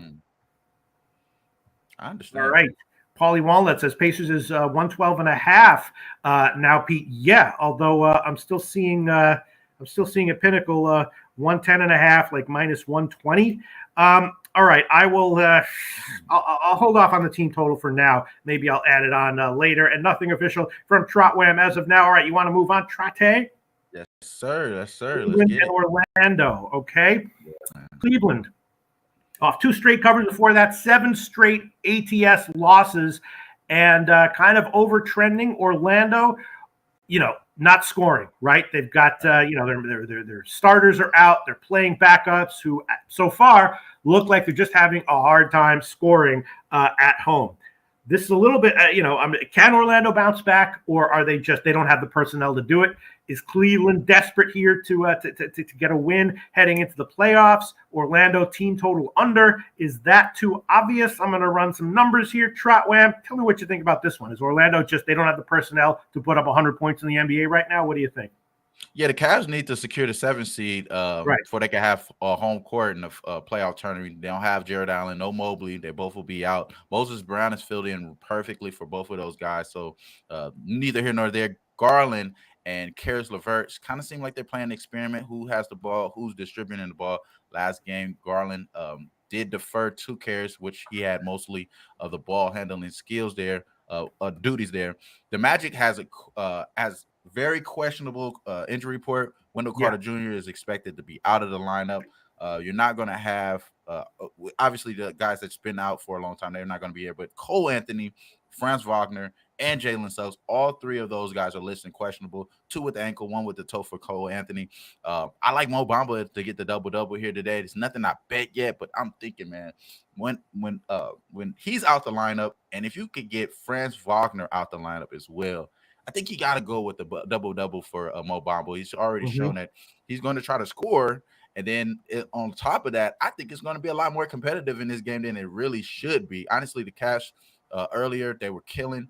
It would be a no-brainer to take this 8.5 with the Cavs that we normally would have had earlier in this year. But now they're not the same team. They only covered 2 of the last 9 games. They only covered 1 of the last 6 games. I'm sorry, 1 of the last 7 games against the Magic.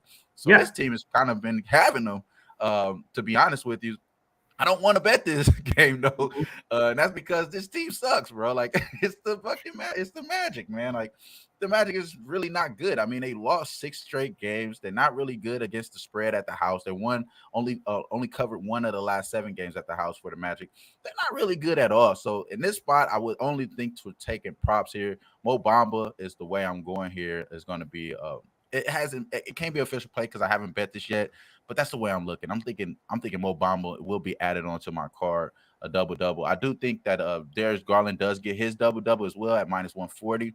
I'm very close to making that one official too, but I have a lot of stuff I like on this game. And when I think about betting this particular game, I don't even want to watch it. So this is probably going to be a stat, a box score watch for me in this game because I just think that whatever we're going to see today is not going to be the team that we're going to see in the future, especially who cares about the Magic future because they're not going to be anywhere near the playoffs. So the Cavaliers in this game, I don't think even if they blow them out and look amazing, they're not going to look like that in the playoffs. So I'm not trying to scout this game as much. So if I was to bet in this game, if I am going to bet in this game, it's going to be Mo Bamba double-double and Darius Garland double-double just because I think both of those guys are going to be the producers of their team. I think the Karis LeVert experiment was cool in this game. They're going to lead this guy to it. But again, it could be one of those fill-out games. They just need to win. Who cares about covering? And I can see the Magic pulling it out and making it close, especially if some of these guys are being announced in, like Cole Anthony, Franz Wagner. Right. I think if those guys are announced in, they will be competitive in this game. Gerald Jones says Orlando tank show on Cleveland double up and the total. Did I just write something down wrong? Or did the total open at 214 and now it's at 221? Is that correct? I believe it opened up here. I think you're right. Yeah, hold on 1 second. Yeah, opened up at 214. Now it's at 221. So it's shot all the way up. Very interesting there. Yeah. very interesting. What is up with that? I guess that's because someone is going to be in for Orlando, right? That's exactly what it is. Sounds like Cole Anthony and Franz Wagner. Maybe even Jalen Suggs will be in the lineup. Kind of don't want Jalen Suggs in the lineup. Right. He doesn't do anything perimeter wise, just an inside threat. And everyone scouts that. They know he's going inside. So I don't want him in the lineup. But I think if that's the case, man, 221, that's steamed. That is steamed. That is steamed right there. 214 to 221, a 7-point difference. That is crazy. And honestly, these two teams, they both been playing bad offensively, though. I mean, as far as as much as I watched the Orlando Magic, they're ranked dead last in offensive rating, and the Cavs, I mean, they're not that far away from them. They're 22nd. You know what I mean? But as far as defensive wise, that's a tough. Why do we think this total is going to go over? It's not like these guys are playing at a high pace. Magic are playing at one of the slowest pace in the league there. That's very interesting. Now I'm stumped on my notes because I didn't have nothing about this total.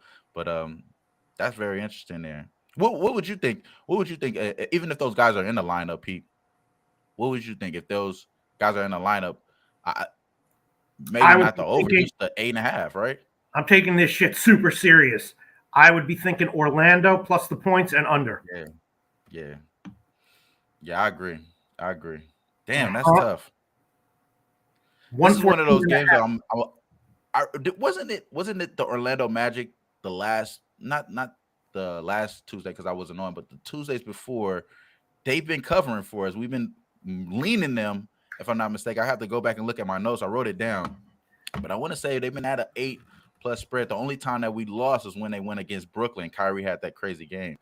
Yeah, I mean they've been losing ATS, last 10 or so, but before that there were a few games where they were like clearly undervalued as a huge dog, and we did take them. All right, I'm going to make some decisions here after leaning. Astute Chaos leans first half Cleveland Orlando under. Ronnie Imbergius says he likes under.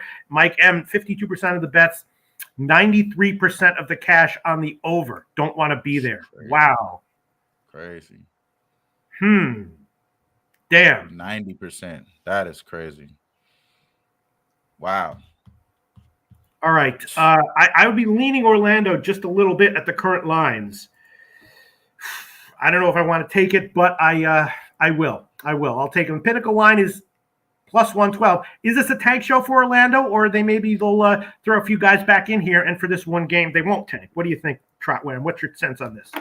Well, they kind of already. I mean, as far as tanking, well, how far can you go? How far can you tank? You know what I mean? They're already locked in. I mean, they may not get the best seating there, but I mean, they're already locked in on one of the worst teams in the league. So I mean, 20-59, they're right there with the Houston Rockets. So it could be a tankathon. It could be a tankathon for both of those teams here. But to be honest with you, I think 1 and 2 in the draft, if that's what it comes down to, them two getting either 1 or 2, I don't think it's that much of a difference, especially based off of what you've been seeing from these guys in the draft for both of those Houston Rockets and the Orlando Magic, what they've been doing in the draft recently. I don't think 1 and 2 makes it that much of a difference. And they kind of have that sealed up as far as the other two teams that will be considered right next in line for the lottery. It'll be Detroit Pistons or OKC. We know OKC has a lot of picks. So they're 23-55. Detroit Pistons is 23-56. They have a pretty good three-game lead. Three-game lead, right? It's not a lead at all. It's the 3 games behind those guys. So I don't think it's that serious. But at the same time, who knows, man? Who knows? Guys get pulled out. And we've seen it too as well. Guys who have started the game and they pull them, just based off of them trying to tank. So I've seen that happen for sure from the Magic. I wouldn't be surprised if it happens again today. But again, I don't think they care too much about taking. I think they can actually be a little bit more competitive, especially against a team that's kind of lackadaisical with the Cavaliers. All right, I'm going to take the Cavs team total under 114.5 minus 110. Cavs team total under 114.5 minus 110. So if the Cavs blow them out, it's 108-83. I'll still get a casher there. Anything official from you, Trotwam? Yeah, I'm looking at Mo Bamba double-double and Darius Garland double-double. That most likely will be added onto my slate here today. So I'm just kind of just being a little bit modest here, locked in some plays already. So just be a little bit low key All right. for right now. All right, let's move on. You ready? Yes, sir. And this is tough. I'm taking this seriously. If you look deep into my eyes, you can tell. Houston and Brooklyn. Brooklyn is a massive favorite, right? But Houston, a little undervalued right now. I've been on them a few times last few days. 4-2 ATS last 6, and the 2 losses were pretty close. The wins were by bigger margins. So Houston maybe a little bit undervalued right now. 4 straight overs, but this is a super high total. I was thinking maybe a shot with the Nets team total under. I mean, the Nets, even with Kyrie back playing at home, just not really getting it done. A little bit overvalued, at home, even with Kyrie back. And the Nets are I think they're clinched for the play-in tournament, right? Am I correct about that? Yeah, the Brooklyn Nets right now they're pretty much locked in. They're pretty much locked in. All right. I mean, it could be a little bit different though for the home court. I want to hear what you have to say in the comments section. My first thoughts were maybe Houston, maybe under, and maybe more so Brooklyn team total under. What's your take on this one, Trotwam? Yeah, so I do have a play in this game. Obviously, if you've been following me on Twitter over the last few weeks when we was in San Antonio, first thing I was telling people was Jalen Green. Yeah. Right now, he has a chance to be tied with Allen Iverson for 5 consecutive 30-point games. It's at 4 30-point games back-to-back. Obviously, the points total has been up. We started off at 17.5. Right now, we're looking at 22.5, 23.5 as far as the total for his props there. So I took the 24.5 is what I've been riding with Jalen Green. 24.5. I got it at plus 101 last night. Gave that out because I knew it was going to change. I think it is changed. I haven't checked it right now, but I'm doing that. But as I say that, talk about this Nets team. They need to blow this team out. They need to blow the Houston Rockets out. They need to. And the only reason why I say they need to is for a psyche. These guys haven't played any good defense throughout the year. This is a great opportunity to do that against a team that turns over the ball at a very, very high rate, leading with KPJ, one of the guys that's turning over the ball at the highest rate in the NBA so far this year. So the Rockets aren't good, and they have been playing a little bit better offensively. So I do agree with what you're saying. The Rockets can keep this shit close. And they can't keep this shit close, but I think the motivation for the Brooklyn Nets to cover this spread is they need to do this. They need to do this. But as I say that, the Rockets 10th in offense rating. 10th in effective field goal percentage, number 1 in pace, 6th in offensive rebounding percentage. And the reason why I wrote that down is because we know that's one thing that Brooklyn has the Achilles heel as far as defending and closing out possessions, allowing opponents to have offensive rebounds. They've been doing that all the time. This team is also good for second chance points in the Rockets over the last 5 games. They're number 2. They're 6th in second chance points, giving that up to the Brooklyn Nets. I think that they probably will kind of keep it close early before game. I think the Brooklyn Nets smack them. I think they figure it out towards a full game. I think this is an even matchup coaching-wise with Silas and Steve Nash. Steve Nash will get out-coached in the playoffs, and we will see that happen. Hopefully his guys will him through to get through rounds. But in this game, he will possibly have a better edge here just based off the guys that he has available. The prop is going to be the official play for me. If I was to lean any direction on the side, I would take 17, even though it has been steep. I seen it at 18 when it first opened. I believe it was at 18. Now it's at 17. So people are liking the Houston Rockets, rightfully so. They've been playing really consistent. They've been playing very, very consistent, as in no defense. You know what I mean? All offense, getting these guys involved, and they have guys that's being developed. I mean, as far as the kid JC Christopher, he's the only person that this year to have a 30 points for a rookie come off the bench. So that was the first time that ever happened as well, with 2 rookies have 30-point games, one coming off the bench, which is an amazing thing. But that was the Minnesota Timberwolves who kind of like let their eyes off. They were pretty much whooping their butts the whole game, let them come back here. I like the Jalen Green prop because I don't think it's going to be something that we have to sweat out early. I think he gets to the 15, 17 mark in the first half, and then hopefully we can keep it within the 10, to 15 range to keep him in a lineup. I think Silas has already shown they're down 20. He will still be out there playing just to get his rocks off. And I believe the motivation for Jalen Green to make the rookie one, so the I keep getting out of my head, but the rookie vote for the first team. I think he's trying to make the first team rather than the second team. Right now, he's already a lock for the second team. I think he wants to get to that first team. That'll kind of seal up his his motivation for this year. And he also said that he is a Buck. He needs to have more confidence in himself. I mean, you only been dropping 30 points the last 4 games, bro. So I think we know that you're pretty confident. You're shooting lights out, 45% from 3 in that spin as well. Pretty much killing. So I expect Jalen Green to continue to do what he's been doing. But as far as the side here, I think Brooklyn Nets smack him up. Really? Yeah, great analysis. You're probably right about the green prop being the best way to bet this. Rob Free, no effing way can you take Brooklyn with how they've been playing at 17.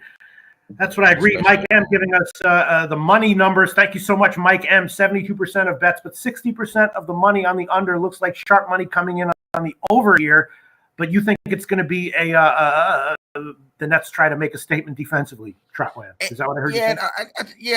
I just think the offense will be there, so I understand people like an over. I just think the turnovers for the Rockets, they will show that the Brooklyn Nets defense really doesn't have to play that much defense here. They just have to be, at their point and in position to get these to get there. I mean, these guys are turning over the ball and giving up 24 points per game over the last 5 games as far as points off turnovers. The Nets are they're averaging 21 points off of turnovers over the last 5 games. So it's just around what they're averaging here. That could be very hurtful, and that could give us the coverage alone based off of turnovers. So I think the Nets full game is the play that I would make if I didn't have Jalen Green in my pocket. So I like Jalen Green, though. Again, Jalen Green has been killing for us.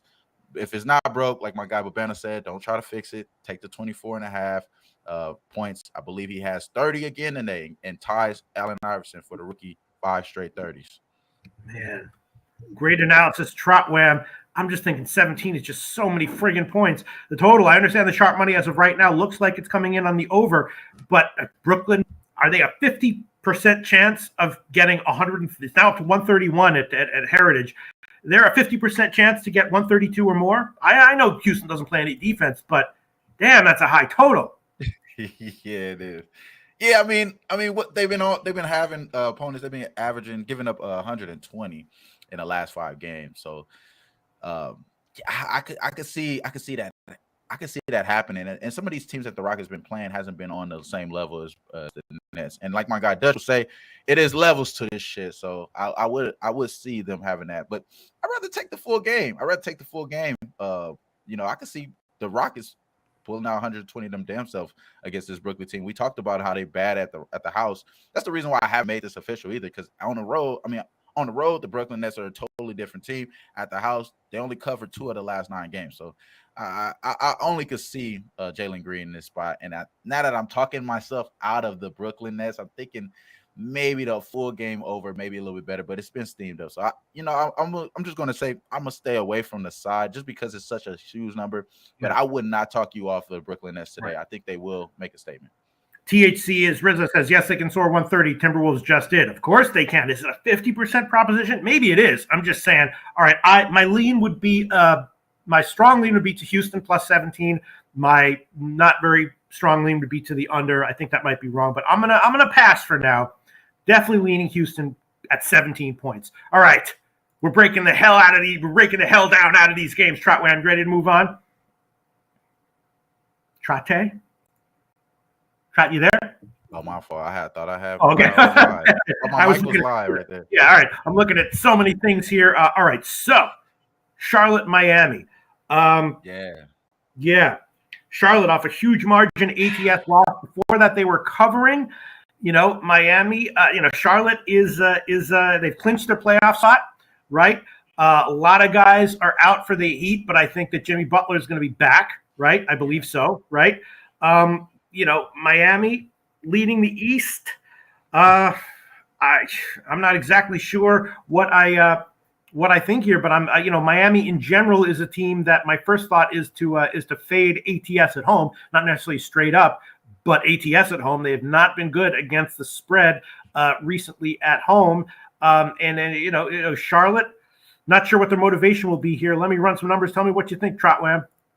Yeah, you know what? I think the motivation for this game is clearly stacked on the Hornets. Right. I mean, going into this game, the Heat are looking to sweep them. They already won the first 3 meetings, and all 3 of those meetings has went under for both of these teams. This is a divisional matchup, so in this case, them kind of are trending towards the under in the divisional games. Charlotte is 4-9 to the under, 6-7 to the under, slight to the under there for the Heat. We know the defense will be there for the Miami Heat. Where will the defense be for the Hornets? Now, the offense has been fucking, Dr. Jekyll, Mr. Hyde, all open around for this Charlotte Hornets team. And to be honest here, I honestly think they can win this game, and it's just based off of I honestly think they will win this game, to be honest with you, because the Miami Heat, with all those guys out, so let's listen to the guys that's questionable here. We have PJ Tucker questionable, Kyle Lowry, who I expect probably not to be in the lineup because it says his rest, so he's not going to play. Morris questionable with a hip injury. That's a pretty good piece. Who's already been having injuries all throughout the year. This is towards the end of the season. We already have 2 games up on the Boston Celtics for the number 1 seed in the East. You kind of you at this point, who cares? Who cares? You already beat on this Hornets team 3 times already.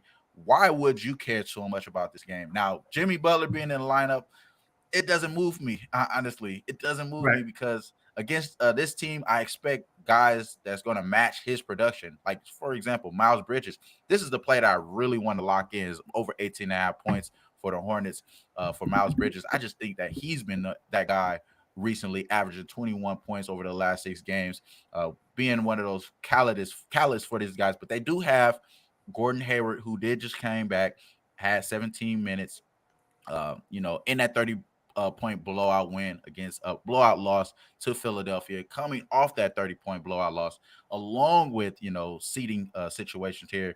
I can only think that the Hornets is going to be really focused in this game. We heard them say, after the game, LaMelo Ball and Miles Bridges both talked about how their defense is what's going to keep them in the playoffs. That's going to make them a playoff team. And if they're playing defense, and I'm thinking about this Heat team not really moving me on the side here, I kind of would lean towards the under, man. I know 62% is liking the over, but I'm kind of with the 38% here. I think the under may be a good spot here, even though I like Miles Bridges, and I haven't bet that yet, but even though I like Miles Bridges over 18.5 points, I just think he's going to get his. But I think the under may be the better play here in this game. But I like the Hornets here, so I'm leaning Hornets a lot. I'm scared of this one though, because we all know that the Miami Heat team is obviously the better team, been the better team. But with the 3 games they already beat this team by 2 games up, where's the motivation? Guys are already resting.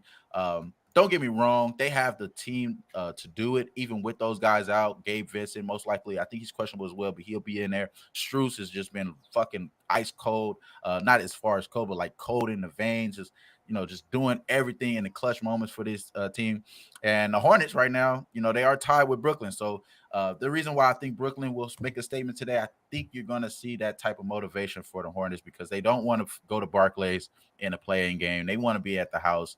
It makes it a little bit better for them. So also the Hornets are allowing the 2nd most offensive boards to opponents over the last 5 games, just behind Houston.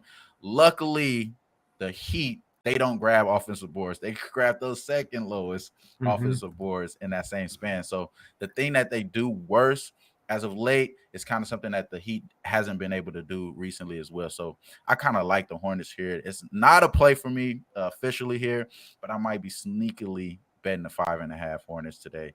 And I wouldn't be mad if you're liking the Heat, to be honest with you, but I just don't see the motivation, especially this week is all about who cares and who don't.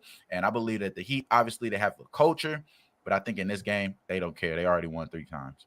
All right. Well, I'm going to make the Hornets plus 5.5, minus 108 an official play. I agree with you. I think there's value on the money line as well. I could see them winning this one outright. Huge shout out to Mike M for giving us the money numbers here.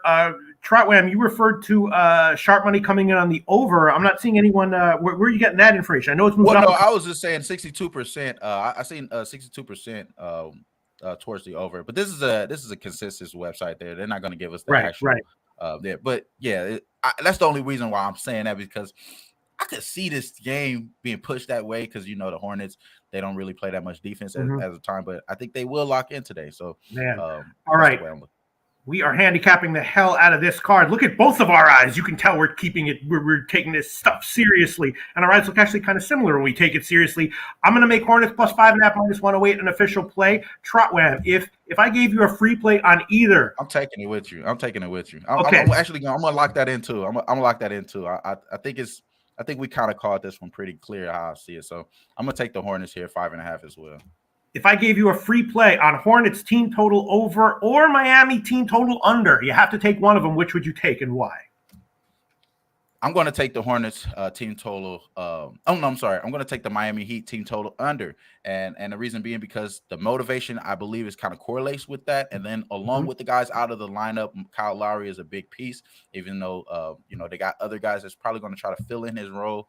I believe that, the Heat offensive wise are more it's more variance for their offense rather than their defense. So I would think towards team total under for the Heat.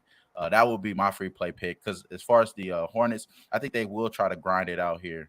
So I could see them not making a full game up. Do you have any explanation for why Miami's been such a overtrending team over the last 10 games or so?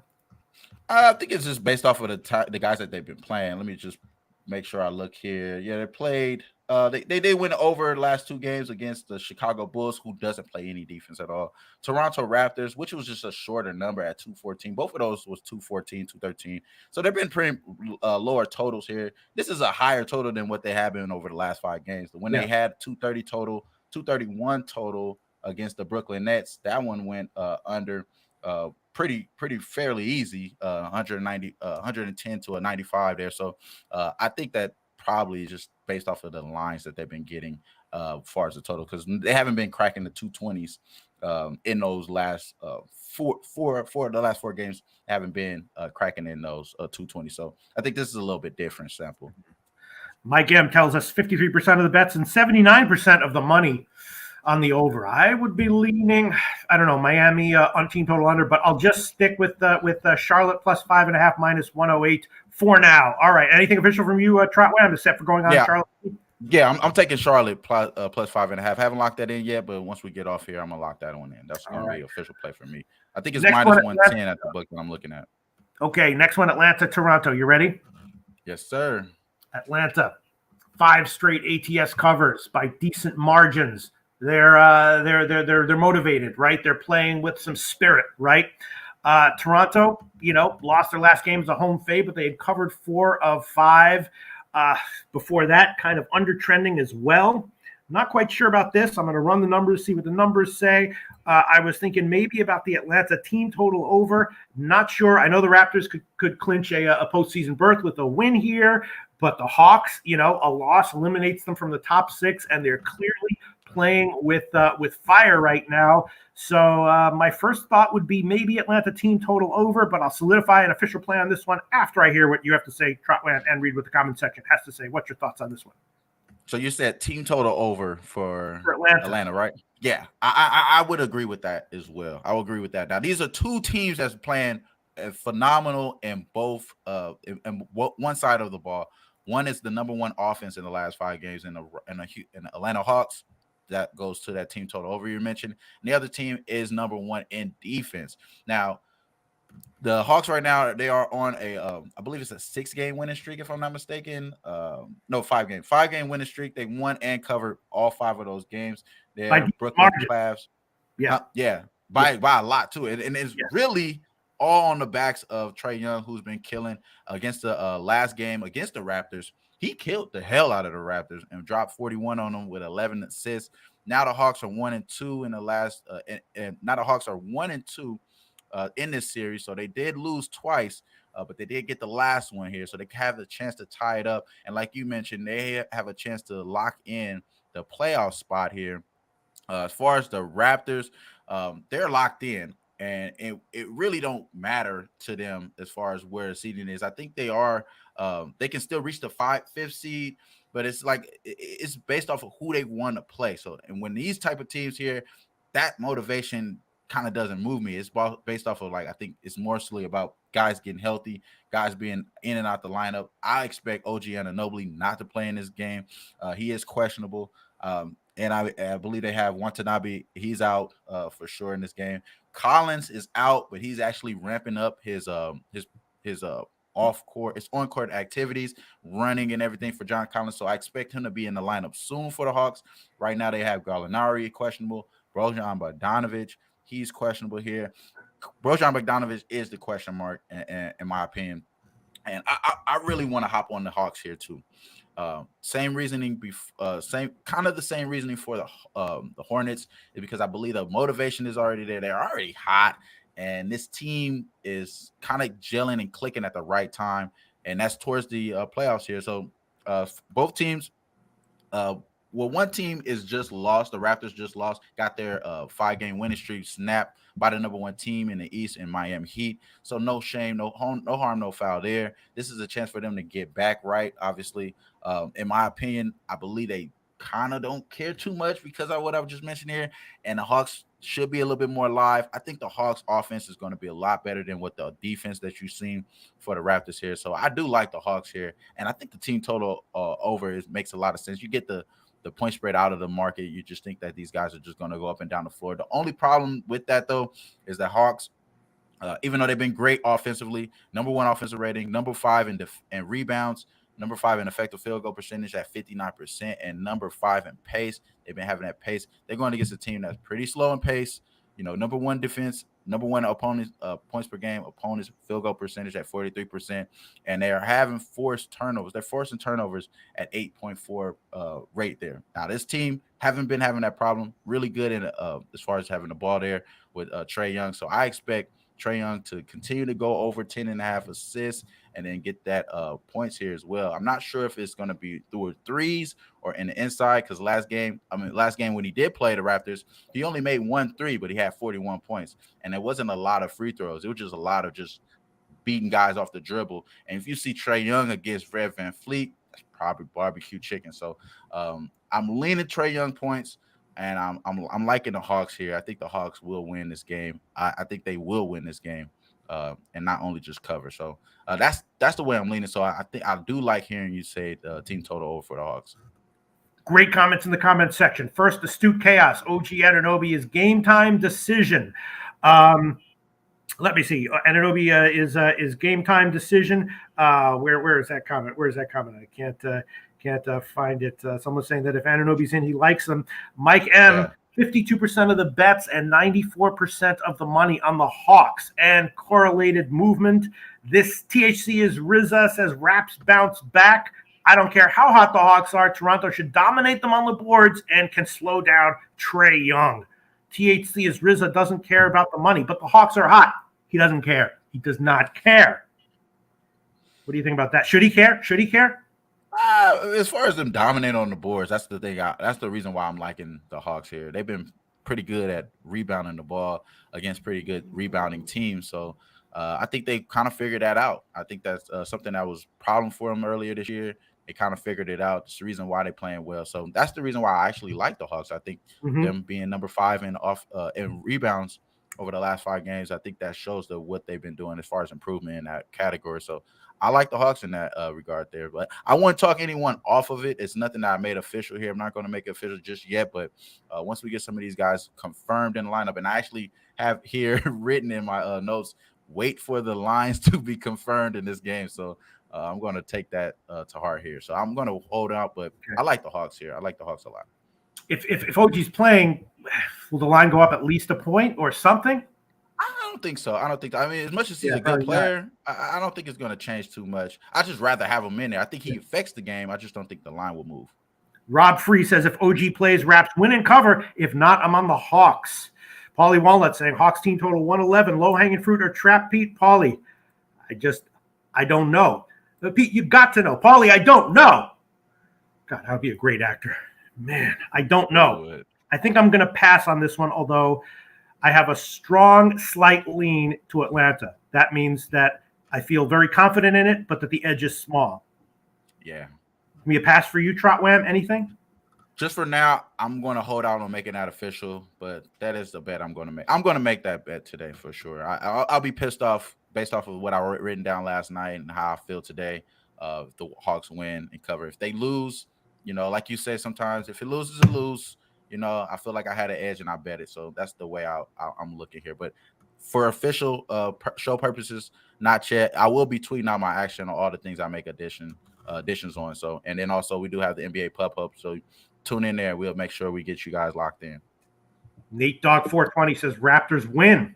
Yeah, but not necessarily cover 4. It's just so, when you have a team like Atlanta playing with purpose, playing well, and you start giving them points. Oh man, you know what I mean? I do. I know. All right, but you know what too? I'll also say is how have the Hawks been on the road is going to be a big difference in how they play in the playoffs. This is a great opportunity for them to win on the road. Yes. Yeah. And, they have, I don't know. They've been doing okay on the road. All right. It's going to be a pass for me. Let's move on. All right. You ready? Yes, sir. All right. Milwaukee and the Bucks, right? The Bucks have had the Bulls number this year, at least for now. But, Milwaukee has, they've clinched a playoff spot. They got a shot at the top record. I know that. I'm not sure how important that is, but Chicago is, fighting for the top 6 seed. So, I have to assume that is, maybe more motivationally important for them. Chicago got blown out in their last game at home. They've been okay ATS recently, but before that, there was something wrong with them. I think I took them in a few games as well. On this show, I think I had them. There just seemed to be something wrong with them. Now they're getting points at home against the Bucks. And the Bucks have had 2 straight bad, straight up in ATS losses. Before that, though, they were covering. So is this a get right spot for the Bucks? Is this a, revenge spot for the Bulls? I'm not exactly sure. I'm going to run the number. Interesting situation. What do you think, TROTWAM? Very, very interesting situation because 4 games left for both teams. Bucks are looking to sweep the series after winning the first 3. All 3 games went under. And for the division, for both of these teams, in the 15 games for the Bulls and divisional opponents, that under went 12 times under. It went under 12 out of the last 15 games against division, and the 13 games against the division, Central Division, the Bucks have went under 10 out of those 13 games. Bulls have been allowing 110 points over the last 5 games, and the Bucks have been giving it up though 126 points. So a lot of their woes recently has been all on the defensive side of things, which is ranked 29th, almost dead last. You feel me? He's just not good at all. And they're averaging 114 points them damn self. So as far as what they're averaging, it's kind of where the Bulls have been averaging here. Bulls are 3 games back from the 4th seed of the Central 4th seed and the Central Division. So I mean, as far as them catching this Bucks team, I don't think they're going to do. It's only 3 games left, so maybe it's not that much motivation to beat them rather than just not getting swept. The Bulls are averaging 51% effective field goal percentage, which is ranked 28th, and they are the 3rd slowest pace in the last 5 games. Now the Bucks are the 9th fastest pace, but I think if they focus in on defense, I kind of have to lean towards the under here in the 233.5 that they're giving us here. Also, if I was to bet anything on the prop side, I mean, why not just go ahead and take the shot with DeMar DeRozan? He's been on the heater, averaging 30 points over the last 7 games. I think he probably gets to 30 today going up against Giannis, who's probably going to do whatever he wants in this game against the Bulls. And that's the problem. The matchup here is terrible for the Bulls against Giannis because the big guys down low, you don't really have any. They are getting guys back healthy, of course, but for the most part, it's not really have shown. You still need guys like Lonzo. You still need some of those other perimeter guys to key in and keep you guys out of the jams early on in the drives. But I'm leaning towards this under here. I just think that the defense is going to have to step up for the Bucks. And the Bulls have already shown they play at a very slow pace, and they are playing pretty good defense, as of late as well. So, allowing 110 points, that's just enough for us to get under this 233. I believe that the Bucks will win. It may be a Bucks first half tight spot though. For the most part, that's something I'm not betting, but I am going to lock in the under 233 and a half. For this game, I just believe that this is going to be one of those playoff type games, and it will mean more than the other games that we see today. So this game will mean more long term. I wouldn't be surprised if the Bulls figure it out towards the end. It's just that the Bulls against top level competition, they haven't showed us at all. Yeah. So why would I start, thinking that they're going to do it today? But it will be a battle game, I believe. I hope Eric Jones is wrong because he has 116 to 121 bucks. I hope you're wrong, big dog, because I'm on the under 233 and a half. I like this play a lot. It's not a best bet for me, but this is the official play that I'm going to lock in. No, I mean, I think that the Bulls have shown us against the top teams. They can't do it. They showed us. I saw it. We saw it, right? Yeah. My numbers like Milwaukee here, TROTWAM. I agree. I mean, they've already shown that the matchup, man, for Giannis. Giannis is looking fucking phenomenal right now, and I don't think no one on this team is going to stop him. So him getting 44, 45 points today, maybe a 50-50 proposition, maybe a 50-50 situation here. So I could only lean Bucks first half if I was taking a Bucks though, to be honest with you, just because I think it gets nitty-gritty, grind out towards the second half. And if you like the over, I would say the same thing about the over. Take the first half over for this team there, but I like the under here. I think the pace will be really, really slow, and this will be a playoff game. And I do like the Bucks here. It's a short number too. I believe we're getting sixes now, so they are popping up sixes. But I agree with you. I think that the Bucks will win today. It's moving up. I'm going to do a little bit of line shopping. I think I might just take the Bulls. Maybe first half and full game team total under. TROTWAM, can you just talk for about 5 seconds? How do you give up 153 points in regulation at home to the Clippers? Now, so they gave up 153 at home in regulation to the Clippers. Now you want me to take a team total under against the Bucks? What happened in that game? Yeah, you know what? That is a tough situation. That is a tough situation. It's a back-to-back. I'm going to say it was a back-to-back. So maybe they just didn't care. And then also the Clippers shot lights out in that game. If I'm not mistaken, that was the game where Amir Coffey went the fuck off. And I had the Amir Coffey over 19.5 points. I just want to make sure if that was Friday before I make. Yeah, that was Friday. So yeah, it was April Fool's Day. So maybe it was a full situation going on. But Amir Coffey cooked the hell out of these guys. And I love that game, to be honest with you. So I wouldn't be mad, but it was a back-to-back situation. And the Bucks didn't care. They sat a lot of their guys. So that did throw into a wrench into the situation. So a lot of those guys weren't even in the lineup. They really didn't care about that game. All right. I'm going to make the Bulls full game team total under 113.5 minus 110. Current line at a bunch of places as an official play.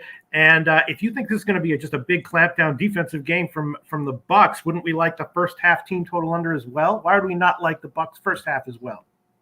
Yeah, that's my point. I think I like the Bucks first half more than the full game for sure. And then towards the team total under for the Bulls, I like that a lot too. I just don't really see them scoring that consistently after a team loses 2 games in a row, and then they're going up against a team that they know and they're familiar with. And again, both of these teams are trending towards the under against the divisional opponents. 10 out of the last 13, 13 out of the last 15. So it's just, I just would think the under is the play. So rather if you're taking it to the side of the team total under for the Bulls full game, first half, maybe even first quarter, team total under for the Bulls, maybe a good strong look there. I haven't looked at those numbers yet, but I have something here I could pull up here shortly while I'm thinking on that. And okay, so yeah, right now for the season stands, the Milwaukee Bucks are holding opponents to 27.2 points per game. Right now, the Chicago Bulls, they're only 20th in points in the first quarter for the season at 27.5. So I wouldn't be surprised if they're under 27 in this first game in the first quarter. So I would understand why you're taking the first half or first quarter team total under for the Bulls. That makes sense for me. Actually, I'm sorry. I ran some other numbers again, and those numbers are like in the Bulls. Trotway, I'm just telling you what I'm seeing here. What are those numbers saying? What are is it based off a situation or just the? We're not. It is a sweep. It is a sweep situation. That's why I'm not full game Bucks, but just based off of the sweep, and that's the reason why I'm not full game Bucks. DJ Big Boss always tells me, keeps it in my fucking back of my head, like the sweep is not happening. The sweep is not happening. A lot of that has to do with baseball, but I think about that within its divisional games too. But you really like the under, huh? I'm on the under. I'm on the under 233.5. It's just been trending too much for both of these teams, and then along with the losses for the Bucks, I think they actually match up really well with these guys, and they should be able to hold it down. So I do like the under in this spot. All right, I think I might add on the Bulls +6 now that it's up to 6 at the end of the show. But let's move on. All right, Trotwam. And anything official from you on this one? As far as the official in this game, just the under 233.5. I'm taking. You do like that one? Yeah, that's official. Okay, 233.5. You're gonna make that official. Yes, sir. All right, yes, man. What a card. We're grinding through it. Washington and Minnesota. Washington, of course, off of the massive blowout road loss, just got effed up by Boston in their last game. Will they fight back here or just mail it in? Minnesota does need wins. The over might be the play here. Minnesota team total over. Again, what's up with Washington off of that loss? Before that, they were covering. Right. Going over. Minnesota, they were returning home after a trip. And they didn't do that well on that trip. They haven't done that well ATS in their last, week or week and a half, last 10 days or so. They were covering before that, and they definitely need wins here. I don't know. This is a tough one. What do you think? Let me run some numbers. Tell me what you think. Yeah, I would agree. This is a tough one here, but the over does seem like a slam dunk. It's been killing on this series here. I mean, as far as the last 8 games, it's been all overs. And in that span, just recently, it was December 1st when these guys met. The Washington Wizards did win and covered that game, but that team was not the same team. It's not the same Timberwolves team that we're seeing today, and this is not the same Wizards team that we had back then as well. So it was 217 that last total. The game before that was last season. It was 238, and it flew over. With a total of 250 points, I believe that was combined scored in that game. So I think that's the type of game we're going to see again today. And I agree. I think the Wizards have melded in. This shit is over. No Kuzma, no Bradley Beal. These guys are just having their way here. I wouldn't be mad if you like Ish Smith props. I think he gets a heavy dose of the ball distributing there. So I think Ish Smith props are alive in this game. The only way I'm going to look towards is going to be the Timberwolves full game. I seen it at 11. I should have probably hopped on it there because I was leaning this way when it was at 11.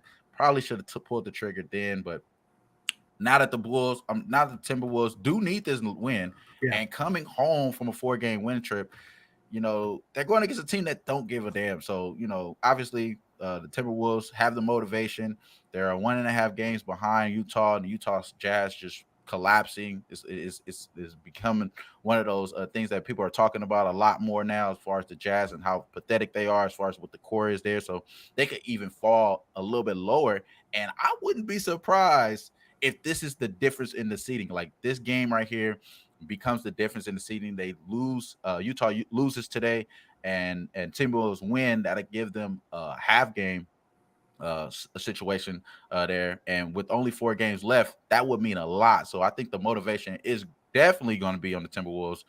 Maybe split it up here as well. I can see my guy Babano talking about this today on the NBA Pub Hub, how he wants to split up the first half full game. Now I've been capping with him on the shows for about a year now, so I can see that being a play for him, and I think that may be something I may be leaning towards too as well. So I haven't bet this game yet, because I want to honestly, I have no reason why I didn't bet the 11. And I think that's probably the reason why I may not pull the full game here. But I think first half may be a good spot here. Wizards just pretty much terrible. Obviously, you got Porzingis out there. He's going to be available, if I'm not mistaken, in this game. And let me confirm that before I just jump off yeah, he's going to be available in this game. The only guys that you have issues with on the Timberwolves side is Malik Beasley and Pat Bev, who's both of those guys are probable with ankle issues there. So I think they'll be playing here. It's just a matter of how much, what's a score they're gonna name, because they can name their score in this game. I believe Timberwolves can, and win by 20 points, especially after falling that game against the Rockets. The Rockets game, they had it wire to wire. They kind of just let those guys do it as they wanted down the stretch. So maybe they find themselves not only just motivated off the seeding, just trying to bounce back off almost giving that game away against a bad team in the Rockets. So this is another bad team here. They kind of already shown that they didn't give a damn and they fell off. I think that they snaps out of that based off of what they did in the last game. Just because it's so recent, they be focused in this game. So that's the reason why I do like the Timberwolves. All right. I do have some numbers that I like Washington, but I guess this is especially if it's sort of mid-season game, it would be a different situation. I'll pass on this one. TROTWAM, I thought we had until like 2 o'clock, but I was told we have to pick up the pace because the golf show is coming on. So we got 5 games to go. Let's pick it up. Portland and OKC. I'll run some numbers. Of course, OKC off a great straight-up home win as a huge double-digit dog. I was on that one, not the money line, but I was on the spread.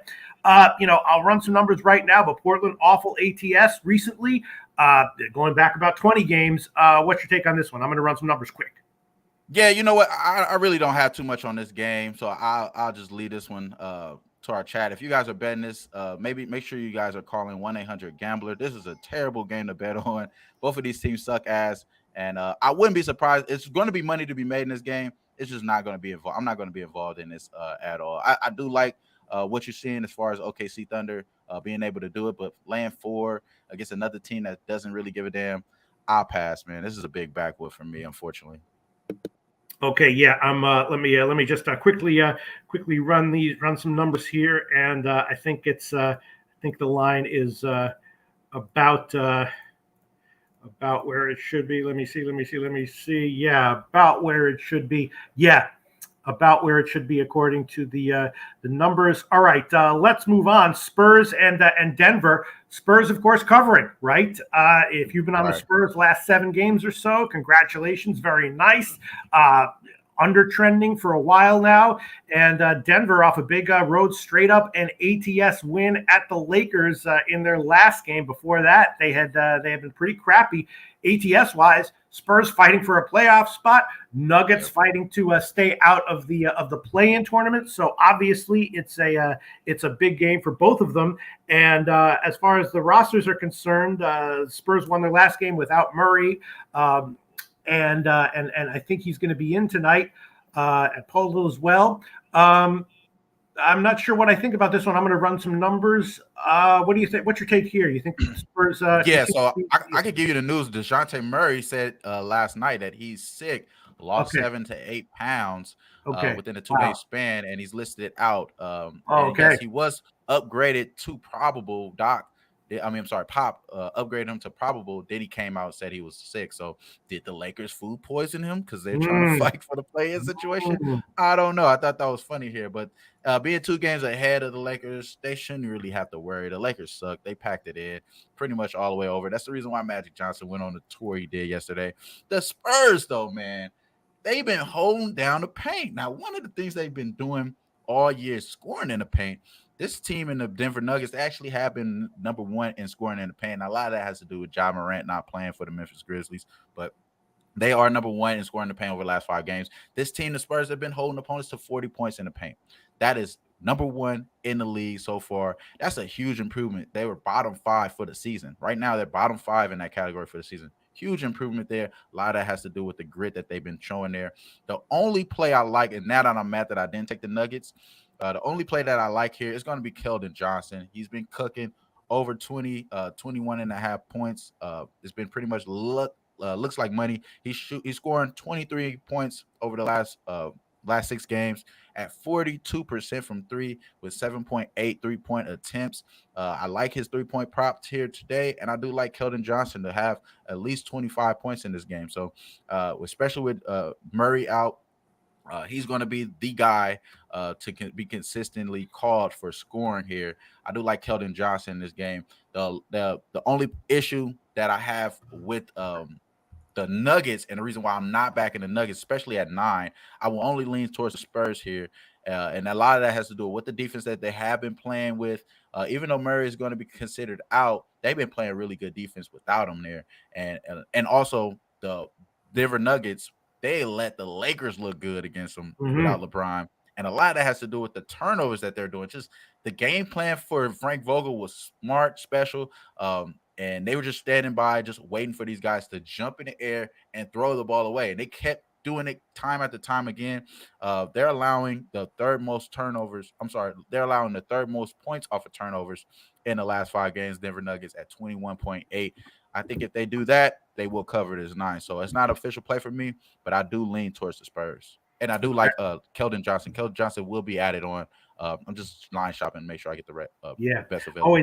Always tough to go on the road. My number's like the Spurs a little bit, so I'll make that official at 9 minus 108. That is makes me nervous, but I'll take it. Spurs plus 9 minus 108. We're keeping a nice pace here. We're looking at some comments here. Yeah, Murray out. A lot of people like an OKC. I was as well. I just don't necessarily love the number at 4.5 and minus 200 or minus 180 or wherever it is.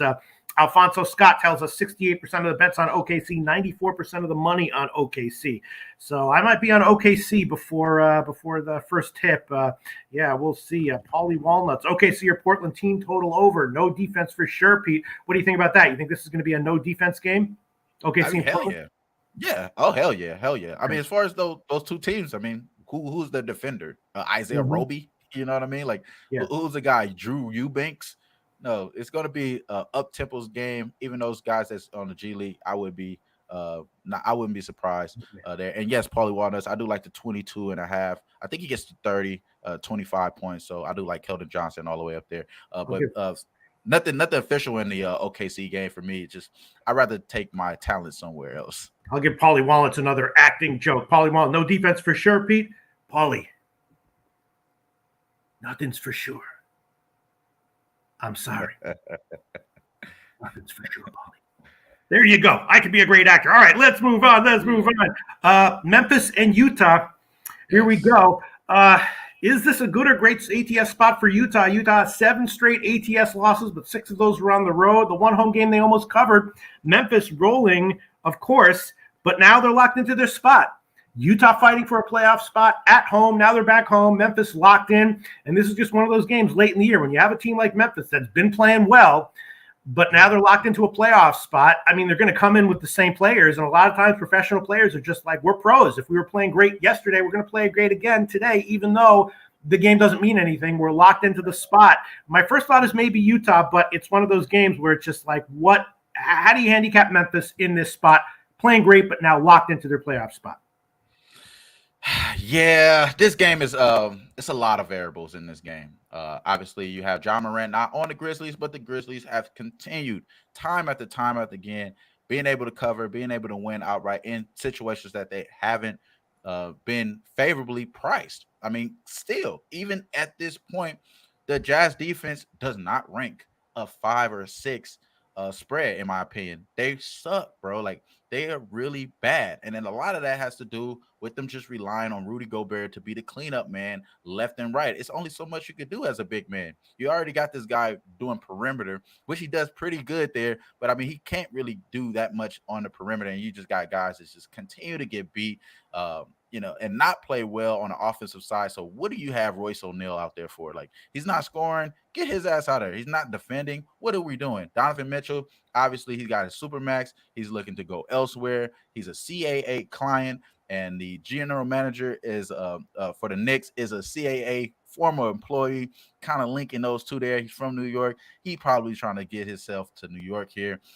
And obviously, it's been well documented that he doesn't like Rudy Gobert, going all the way back to 2020 when Rudy Gobert just had to put his nuts on everybody's shit with COVID or whatever. I just believe that these guys, this team is going to get broken up. I told you guys back in December, kept saying in January, kept saying in February, even when they were on a good stretch of playing really well. I just don't believe in this Jazz team. Give me the Memphis Grizzlies. I think the Memphis Grizzlies win outright here. Wow. This is a trapping line, though, because I would say this. Obviously, a lot of people are going to like the Grizzlies. This is probably not a sharp play. I could see the Jazz figuring out, don't get me wrong, but them being a half game behind, ahead of the Timberwolves, and like I did mention, a sneak peek there with the Timberwolves. If they win today and these guys lose today, they only be a half game out. So I believe that that's the case, and these Jazz team will be in a play-in and probably get bounced out the play-in first fucking game. So all right, I like the Grizzlies here. A lot of the numbers, obviously, towards Memphis is going to tell us that they are the better team for sure. But my main point is that the defense is going to be the problem for the Jazz. Now, they can't shoot. That is true. But I believe that the defense that you're seeing from the Grizzlies is the most elite outside of the Heat and the Boston Celtics. This is probably one of the best defensive teams in the league. Even though I would say they're even better than the Suns, even though they have guys there as well. So I think the Grizzlies are there. Jared Jackson Jr. should be considered Defensive Player of the Year. And don't get me wrong, no Ja Morant is going to be something to hold down, but Tyrus Jones, the other guys in Dylan Brooks, and then the most improved player candidate, Desmond Bane, I think all those guys eat today and be able to do whatever they want on the offensive side and still play defense. So give me the +6 with the Grizzlies. I think they went outright. I'm going to take the money line, but the official play for me is going to be Memphis Grizzlies +6. I'm not scared of it, bro. I know it's a square play. I know 61% of the money is on the Grizzlies. Don't get me wrong, bro. I'm not mad at it, but I think I like the Grizzlies today. I think that the Jazz, they already showed us, man, they're not a good team, bro. They're really bad. And, enough said from there. Okay, people in the comment section are agreeing with you. We got 2 more games, 7 more minutes. New Orleans and Sacramento. The Pelicans, 4th game of their trip. Not been doing well ATS on this trip. They can clinch a spot. The Pelicans in the tourney. In the play-in tourney with a win tonight, and Sacramento is eliminated. But a lot of times these eliminated teams at home, they play for pride. They're great bets, especially as a big underdog. That might be the case here for Sacramento, getting a lot of points. Let's run the numbers while you break it down for us, TROTWAM. Yeah, man, we broke down this card like a motherfucking pound, man. Shout out to y'all. Make sure y'all hit the like button, man. It's all love. I love doing this show with Peter Loshak, man. Sacramento Kings did break the to our eyes. We have dope eyes. Taking shit seriously eyes. Go ahead, TROTWAM. Come on now. Stop playing with us. But they broke the Clippers streak there. And the streak that they broke was the longest playoff drought. 16 games. They broke 16 seasons. They haven't made the playoffs. And now you think about it, they trade Halliburton to try to make the playoffs, end up getting Sabonis hurt, and still not making the playoffs. How terrible is that? Now, the Sacramento Kings do have something to play for in this game. Obviously, there was a tragedy with the shooting at Sacramento. I wouldn't be surprised if this be some of those. This be that type of thing that gets these guys rolling. Davion Mitchell is the first person I think of on a positive note. Harrison Barnes. Davion Mitchell has been assisting crazy, and it's the total of the assist total for him has been going up. It's at 7.5 over the last 6 games. He's averaging 8.6 assists. Being the leading ball distributor for this team, and without some of their guys in the lineup, like Holmes, who's out, Sabonis, of course, and then we now have De'Aaron Fox downgraded to out as well. He should be the guy here. I think they're going to get Alex Len back, but neither here nor there because they got Metu, they got Damian Jones to fill that role in there for the most part. So I love this spot here for the Kings. To be honest with you, Pelicans. The Pelicans can make it a blowout situation here. It's just I feel like the motivation with the tragedies there, I can see them kind of coming out and doing something here. Again, it's not a play that I did make. Luckily, this is a later game. So obviously you guys know an NBA Pub show, I tell you guys if the first few bets that I have cashing, I'm going to take the rest of my leans here because I was on point. So that's kind of the way I'm leaning here is towards the Kings. Yeah. All right. So we'll get to the last game now. My numbers actually at the current lines kind of like the Pelicans, but you're right. It's a unique situation. So I'm going to pass on that one for now. Might have a play on it later on. Last game on the card: Lakers and the Suns. The Lakers. Do I really have to talk about it? I'll just pass. We know what the deal. Everyone knows what the deal is with the Lakers. Phoenix off 2 huge straight up losses as a big road faves. What's up with them? 3-0 ATS last 3 games though, and I didn't see an overnight line, so now I'm seeing Phoenix minus 11.5. Quickly, TROTWAM, what's your take on this one? Yeah, man. Tune into the PGA Masters show that we have coming up next, man. We appreciate y'all for tuning up, man, and for following us. I appreciate Pete for having me here. No. You don't want to give a 15-second analysis of the game? No, I'll give you guys something. I'm not gonna lie. This is a clear smack spot for the that was a joke. You don't want to talk about that. It was a joke. Oh, I didn't know. I said this line. Yeah, that was my bad for not being a professional comedian performer. No. I flubbed it. No, it's totally bad. No, sorry about that. No, for the most part, I set my line at 12. I set my line at 12 for the Suns to at 12. So it's at 11.5. Finally opened up. I think that you kind of will see LeBron continue to go for the points. Obviously, he's going to be guarded by Mikal Bridges, who's one of the best defenders. So maybe he's in the little Rockers Island or, Pelican Bay, as we say on the West Coast. But for the most part, I just don't want anything to do with any Lakers game. I'm not watching it. Great season, Lakers. Y'all surely let me down. Lost on my birthday as far as one of the highlights. I really just don't like this team at all. But again, if we have to be honest here, there's a small chance that they find their way, especially with DeJounte Murray, since they food poisoned DeJounte Murray. Maybe they got a small chance to be able to make it, but who knows, man. If anything happens in this game that the Lakers look good, Adam Silver is going to jail. He's going to the SEC need to find out where he lives and pick his ass up in front of his kids with porridge on the table, take his ass to jail, because that was some NBA fuckery if they win this game outright, which I don't believe they will. I think the Suns win and cover Smack City spot, and Cameron Payne is laughing, doing this to LeBron now that it's over. So I think the Lakers season is obviously over. This game can be the straw that broke the camel's back. TROTWAM, I'll tell you what.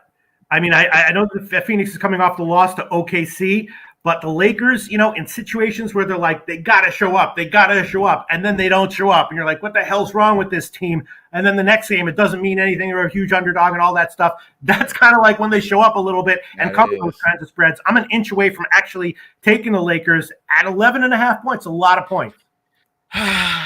Pete, I can't. What my boy Ski Prophet said when he was in San Antonio? He said, friends don't let friends bet the Lakers. Pete, if I didn't love you, I'd say keep going. But you know what I'm saying, right? It's like I know exactly what you're saying. You're like they and I used to see this like in just in all sports. The teams that like were overvalued and then like let you down over and over and over and over and over again, and then finally when it's like, who cares if they show up? They show up a little bit, not to win, not enough to win, but to get a cover. You know what I'm saying? Yeah, I understand. It's all right. It's tough, man. I can't do it, Pete. I love you, man. Okay, well, you still have a few hours. Maybe on the Pub Hub show, you can tell everyone what you saw me do, and perhaps suggest that others in that show do it as well. But I'm going to make it official. It's just one bet. Lakers plus 11.5. Now, if I wasn't getting double digits, I probably wouldn't do it. But plus 11.5 minus 104. That's the current line of Pinnacle. I'll make that official. Let's quickly wrap up the official plays that we've given out here. I have 5. Pacers plus 11.5. Cavs team total under 114.5. Hornets plus 5.5. Spurs plus 9. Lakers plus 11.5. TROTWAM, what do you have official so far? So I have 4. I have Jalen Green over 24.5 points. I gave that out last night at plus 101. I still haven't checked to see what the current line is, but I'm sure you're not getting no more than minus 120, and I still will endorse that. Hornets plus 5.5. I got the Bulls under 233.5. Then also we're going to take Memphis plus 6. And I do see that guys are in the saying that Dylan Brooks is out today. Neither here nor there. We still got Melton. We still got a whole line of guys to throw out at these guys. So fuck the Jazz today, and let's go Memphis Grizzlies, man.